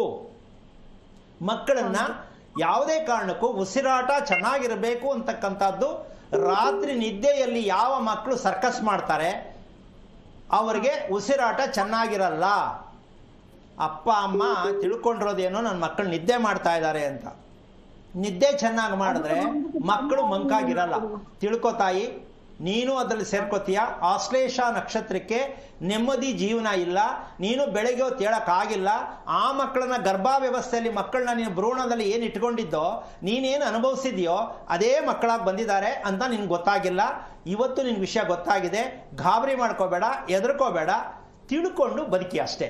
ಒಂದು ಪದಾರ್ಥವನ್ನು ತಗೊಂಡ್ರೆ ಕಂಪನಿ ಕೇಳ್ತೀವಲ್ಲ, ಹಾಗೆ ಒಂದು ಮಗು ಹುಟ್ಟಿದ್ರೆ ಆ ಮಗುವಿನ ಆರೋಗ್ಯ ಏನು ಅಂತ ಕೇಳಬೇಕಾದ ಪ್ರತಿಯೊಬ್ಬರ ಕರ್ತವ್ಯ ಆಗಿದೆ. ಯೋಚನೆ ಮಾಡಬೇಡ, ತಿಳ್ಕೊಳ್ಳೋಕೆ ಪ್ರಯತ್ನ ಮಾಡು. ಒಳ್ಳೆಯದಾಗಲಿ.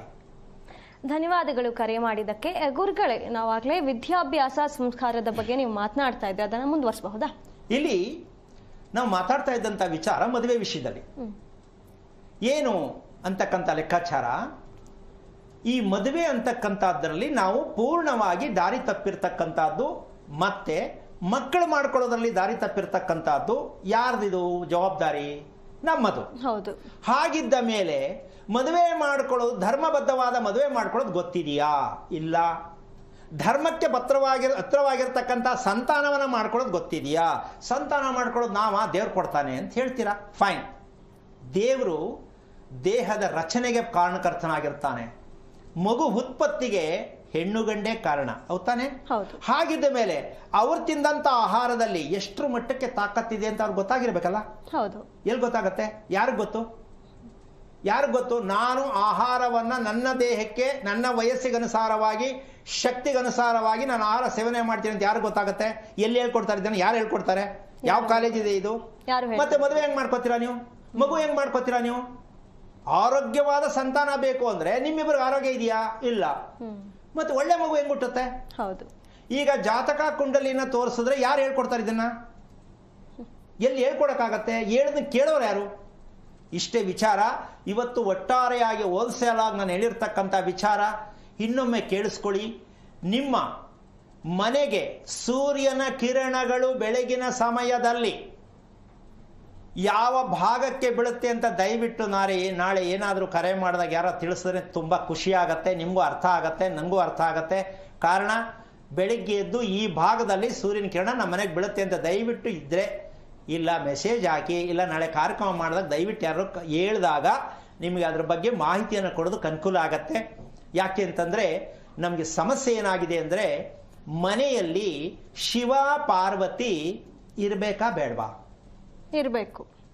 ಈಗ ಮದುವೆ ಆದಾಗ ಅವ್ರಿಗೆ ಹೇಳ್ತಾರೆ, ಅಯ್ಯೋ ಏನು ಶಿವಪಾರ್ವತಿ ಇದ್ದಂಗವ್ರೆ ಒಬ್ರು, ಇನ್ನೊಬ್ರು ಲಕ್ಷ್ಮೀನಾರಾಯಣ ಇದ್ದಂಗವ್ರೆ. ಅಮ್ಮ ಮದುವೆಲಿ ಅಷ್ಟೇ, ಆ ಒಂದಿನಕ್ಕೆ ಬೋರ್ಡ್ ಅದು, ಲಕ್ಷ್ಮೀನಾರಾಯಣ ಶಿವಪಾರ್ವತಿ. ಮಾರನೇ ಬೆಳಿಗ್ಗೆ ಶಿವನೂ ಇಲ್ಲ, ಪಾರ್ವತಿ ಇಲ್ಲೋ, ಲಕ್ಷ್ಮೀ ಇಲ್ಲೋ, ನಾರಾಯಣನೂ ಇಲ್ಲ. ನಾರಾಯಣ ಎಲ್ಲೋ ಹೋಗಿರ್ತಾನೆ, ಲಕ್ಷ್ಮಿ ಎಲ್ಲೋ ಇರ್ತಾಳೆ, ಪಾರ್ವತಿ ಎಲ್ಲೋ ಇರ್ತಾಳೆ, ಶಿವ ಎಲ್ಲೋ ಇರ್ತಾಳೆ. ಯಾಕೆ ವಿಷಯ ಹೇಳ್ತೀನಿ ಅಂದ್ರೆ, ಶಿವಪಾರ್ವತಿ ನಾವು ಫೋಟೋದಲ್ಲಿ ಪೂಜೆ ಮಾಡ್ತೀವಿ, ಹೌದು, ಅದಲ್ಲ. ನಿಜವಾದ ಶಿವಪಾರ್ವತಿ ಎಲ್ಲಿದ್ದಾರೆ ಅಂತ ನಾವು ಇನ್ನೂ ತಿಳ್ಕೊಂಡೇ ಇಲ್ಲ. ಹಗಲಿಗೆ ಶಿವ ಅಧ್ಯಕ್ಷ, ಹಗಲು ಅಂದ್ರೆ ಗೊತ್ತಾಗತ್ತಲ್ಲ, ಹಗಲಿಗೆ ಶಿವ ಅಂದ್ರೆ ತಂದೆ, ರಾತ್ರಿಗೆ ಯಾರು ಅಂದ್ರೆ ತಾಯಿ, ಅವಳೇ ಪಾರ್ವತಿ. ಮಗುನ ಲಾಲಿ ಆಡಿ ಮಲಗಿಸ್ತಾಳೆ, ಹೌದಮ್ಮ? ಈಗ ಪಾರ್ವತಿ ನಮ್ಮ ಮನೇಲಿವೇ ಇಲ್ಲ. ಯಾಕೆ ಅಂದ್ರೆ ಬ್ಯಾಕ್ ಡೋರೇ ಇಲ್ಲ. ಈಗ ಶಿವ ಪಾರ್ವತಿ ಫೋಟೋ ಮಾಡ್ಕೊಂಡು ಪೂಜೆ ಮಾಡ್ತಾರೆ, ಅದ್ರ ಪಕ್ಕ ಸತ್ತೋರ್ ಫೋಟೋ ಮಾಡ್ಕೊಂಡು ಪೂಜೆ ಮಾಡ್ತಾರೆ. ಮನೆಯಲ್ಲಿ ನಿಮಗೆ ದೇವರಿದಾರಾ ತಿಳ್ಕೊಳ್ಳಿ, ಇಲ್ಲ. ಮತ್ತೆ ಎಲ್ಲಿಂದ ಒಳ್ಳೇದಾಗತ್ತೆ ನಿಮ್ಗೆ? ಮನೆಯಲ್ಲಿ ದೇವ್ರು ಇರಬೇಕು ಅಂತ ಗೊತ್ತಿದ್ಯಾ? ಹೋಗ್ಲಿ, ಎರಡು ವಿಚಾರ ತಿಳ್ಕೊಳ್ಳಿ. ನಿಮ್ಮ ಮನೆಗೆ ಇರ್ತಕ್ಕಂಥದ್ದು ಉದಯ ಸೂರ್ಯ ತಂದೆ, ಮುಳುಗುವಲ್ಲಿ ಇರ್ತಕ್ಕಂಥ ಚಂದ್ರ ತಾಯಿ. ಇವರಿಬ್ಬರನ್ನ ನೀವು ತಂದೆ ತಾಯಿಗೆ, ನಿಮ್ಮ ಅಪ್ಪ ಅಮ್ಮನೂ ಕೂಡ ಹಂಗೆ ಅನುಭವಿಸಿ ಸತ್ತಿದ್ದಾರೆ, ಅವರಪ್ಪ ಅಮ್ಮನೂ ಅನುಭವಿಸಿ ಸತ್ತಿದ್ದಾರೆ ರೋಗಗಳು ಬರ್ಸ್ಕೊಂಡು. ಅದೇ ಮನೆಯಲ್ಲಿ ನೀವು ಮಳೆ ಹೊಡ್ಕೊಂಡು ಅಲ್ಲೇ ಕೂತಿದ್ದೀರಾ, ನಮ್ಮ ಅಪ್ಪ ಕಟ್ತಾ ಅಂತ. ಅಲ್ಲ, ನೀವು ಕಟ್ಟಿದ್ರು ಅಷ್ಟೇನೆ. ಯಾಕೆ ಅಂತಂದ್ರೆ, ಮನೆಗೆ ಸೂರ್ಯನನ್ನು ಅನುಸರಿಸಿ ಮನೆ ಕಟ್ಟಬೇಕು ಅಂತ ಪ್ರಪಂಚದ ಇತಿಹಾಸದಲ್ಲಿ ಯಾರಿಗೂ ಗೊತ್ತಿಲ್ಲ. ನಮ್ಮೊಬ್ಬರಿಗೆ ಬಿಟ್ಟು, ನಾನ್ ಕನ್ಸ್ಟ್ರಕ್ಷನ್ ಮಾಡೋ ಮನೆ ಬಿಟ್ಟು ಭಾರತ ದೇಶದ ಇತಿಹಾಸದಲ್ಲಿ ಸೂರ್ಯನನ್ನು ಅನುಸರಿಸಿ ಮನೆ ಕಟ್ಟಬೇಕು ಅಂತ ಯಾವನಿಗೂ ಗೊತ್ತಿಲ್ಲ. ಇದು ಸತ್ಯ. ಇದನ್ನು ಬೇಕಾದ್ರೆ ನಾಳೆ ನೀವು ನಿಮ್ಮ ಮನೆಗೆ ಬೀಳುವ ಸೂರ್ಯ ಕಿರಣವನ್ನ ನನಗೆ ಮಾಹಿತಿಯನ್ನು ಕೊಡಿ, ಹೇಳಿಕೊಡ್ತೀನಿ. ನಿಮ್ಮ ಮನೆಯ ಹಣೆ ಬರಗಳು ಹೇಗಾಗ್ತಾ ಇದೆ ಅಂತ ಗೊತ್ತಾಗತ್ತೆ, ಆರೋಗ್ಯ ಸ್ಥಿತಿ ಏನಾಗುತ್ತೆ ಗೊತ್ತಾಗತ್ತೆ. ನಿಮ್ಮ ಮನೆಗೆ ಮಕ್ಕಳಿಗೆ ಮದುವೆ ಆಗಿದೆಯಾ, ಆಗೋದಕ್ಕೆ ತುಂಬ ಕಾಟ ಇದೆಯಾ? ನಮ್ಮ ಮನೆಗೆ ಏನೋ ಕಾಟ ಸ್ವಾಮಿ ಅಂತ ಶಾಸ್ತ್ರ ಕೇಳ್ತಾರೆ. ಏನೋ ಕಾಟ ಅಲ್ಲ, ನಿಮ್ಮ ಮನೆನೇ ಒಂದು ಕಾಟ. ಅದಕ್ಕೆ ನೀವು ಮಗಳದೋ ಮಗಂದೋ ಮೊಮ್ಮಕ್ಕಳದೋ ಅಳಿಯಿಂದೋ ಕಾಟ ಅಂತ ಹೇಳ್ಕೊತೀರಾ, ಶಾಸ್ತ್ರ ಕೇಳ್ತೀರಾ. ಆ ಕಾಟ ಯಾವುದು ಅಂದರೆ ನಿಮ್ಗೆ ಅವನು ಹೇಳಕ್ಕಾಗಲ್ಲ, ನಿಮಗೂ ಗೊತ್ತಿಲ್ಲ, ನಿಮಗೆ ಗೊತ್ತಿಲ್ಲದೆ ಅವ್ರು ಕೇಳಕ್ಕೆ ಹೋಗ್ತೀರಾ. ಕಾಟ ಅಂದ್ರೆ ಅವ್ರು ಏನೋ ಒಂದು ಹೇಳ್ತಾರೆ ಅಷ್ಟೇ, ಆದರೆ ಕಾಟ ಅಂತೂ ಹೋಗಲ್ಲ. ಆ ಕಾಟ ಹೋಗ್ಬೇಕು ಅಂದ್ರೆ ನಿಮ್ಮ ಮನೆಗೆ ಶಿವಪಾರ್ವತಿಯರನ್ನ ಕೂರಿಸ್ಕೊಂಡಿದ್ದೀರಾ? ಡಿಸೈಡ್ ಮಾಡಿ. ನೀವು ಕಟ್ಟಿರುವ ಮನೆ, ನೀವು ಕಟ್ಟಲಿರುವ ಮನೆಯಲ್ಲಿ ಫೋಟೋನಲ್ಲಿ ಮಾಡಿಕೊಂಡು ಪೂಜೆ ಮಾಡೋದಲ್ಲ, ದೇವಸ್ಥಾನಕ್ಕೆ ಹೋಗಿ ಅಭಿಷೇಕ ಮಾಡಿಸೋದಲ್ಲ. ಅದು ನಿಮ್ಮ ಒಂದು ಶಾಂತಿಗೋಸ್ಕರ, ಮನಃಶಾಂತಿಗೆ. ನಿಮ್ಮ ಮನೆಯಲ್ಲಿ ಶಿವಪಾರ್ವತಿ ಕೂತಿದ್ದಾರೆ, ಸ್ವಲ್ಪ ನೋಡಬೇಕಾಗತ್ತೆ. ಈ ಸತ್ಯವನ್ನು ಅರ್ಥ ಮಾಡಿಕೊಂಡು ಪ್ರತಿಯೊಬ್ಬರು ಅಕಸ್ಮಾತ್ ಹೆಣ್ಣನ್ನ ಹುಡುಕ್ತಾ ಇದ್ರೆ, ಗಂಡನ್ನ ಹುಡುಕ್ತಾ ಇದ್ರೆ, ದಯವಿಟ್ಟು ಮದುವೆಗಳು ಹೊಂದಾಣಿಕೆ ಆಗಲ್ಲ. ಆ ಥರ ಮದುವೆ ಮಾಡಿದ್ರೆ ಅವರು ಚೆನ್ನಾಗಿರಲ್ಲ. ಕಾರಣ ಏನಂದ್ರೆ, ಒಂದು ಸಲ ಯಾವ ಹುಡುಗಿಯನ್ನ ನೋಡ್ತಾನೆ, ಆ ಹುಡುಗಿಯ ಭವಿಷ್ಯ ಅಲ್ಲೇ ಕಟ್ಟಾಗತ್ತೆ. ಹುಡುಗ ಆಗಲಿ ಹುಡುಗಿ ಆಗಲಿ. ಅದಕ್ಕೆ ಯಾರೇ ಆಗಲಿ ಮದುವೆ ಮಾಡಬೇಕಾದ್ರೆ ದಯವಿಟ್ಟು ಜಾತಕ ಫೋಟೋ ಕಳಿಸ್ಬಿಟ್ಟು, ಹುಡುಗ ಹುಡುಗಿನ ತೋರಿಸ್ಬಿಟ್ಟು, ಆಮೇಲೆ ಅಂಡರ್ಸ್ಟ್ಯಾಂಡಿಂಗ್ಗೆ ತಾರಸಿ ಮೇಲೆ ಕರೆಸ್ಬಿಟ್ಟು ಬಾಲ್ಕಲ್ಲಿ ಕೂರಿಸ್ಬಿಟ್ಟು ಮಾತಾಡಿಸ್ಬಿಟ್ರೆ ಮದುವೆ ಆಗಲ್ಲ. ಮೊದಲು ನೀವು ಮಾಡಬೇಕಾದ ಕೆಲಸ ಏನಪ್ಪಾ ಅಂದರೆ, ಓದಿರೋ ಮಕ್ಕಳು ಅಂದ್ಕೊಳ್ಳೋದು ಸೈಡ್ಗೆ ಹಾಕಿ ನೀವು ಆಗಿ ತೀರ್ಮಾನ ತಗೊಂಡು ಮದುವೆ ಮಾಡೋದಾದರೆ ಧರ್ಮಬದ್ಧವಾದ ಮದುವೆ ಯಾವುದು ಅಂದರೆ, ಮಾಡೋಕ್ಕೆ ಕಷ್ಟ ಸ್ವಾಮಿ ಅಂತ ಅಂದ್ಕೊಂಡ್ರೆ ನಾವೇನು ಮಾಡೋಕ್ಕಾಗಲ್ಲ. ನಾನು ನಿಮಗೆ ಡಿಮ್ಯಾಂಡ್ ಮಾಡ್ತಾ ಇಲ್ಲ. ಒಂದಂತೂ ತಿಳ್ಕೋಬೇಕು, ಧರ್ಮಕ್ಕೆ ಹತ್ತಿರವಾದಂತಹ ಯಾವುದೇ ಕಾರ್ಯಕ್ರಮ ಮಾಡಿದ್ರೆ ನಮಗೆ ಕರ್ಮ ಅಂಟ್ಕೊಳ್ಳಲ್ಲ. ನಾವು ಧರ್ಮಕ್ಕೆ ವಿರೋಧವಾಗಿ ಹೋಗ್ತೀವಿ, ಬಾಯಲ್ಲಿ ಧರ್ಮ ಅಂತ ಹೇಳ್ತಿದ್ದೀವಿ, ಧರ್ಮಕ್ಕೆ ಬೆನ್ನು ಮಾಡ್ತಾ ಇದ್ದೀವಿ. ಇದನ್ನು ತಿಳ್ಕೊಳ್ಳೋ ಪ್ರಯತ್ನ ಮಾಡಿ ಅಂತ ಹೇಳ್ತಾ ಕಾರ್ಯಕ್ರಮ ಮುಗಿಸ್ತಾ ಇದ್ದೀನಿ. ಜೈ ಶ್ರೀರಾಮ್.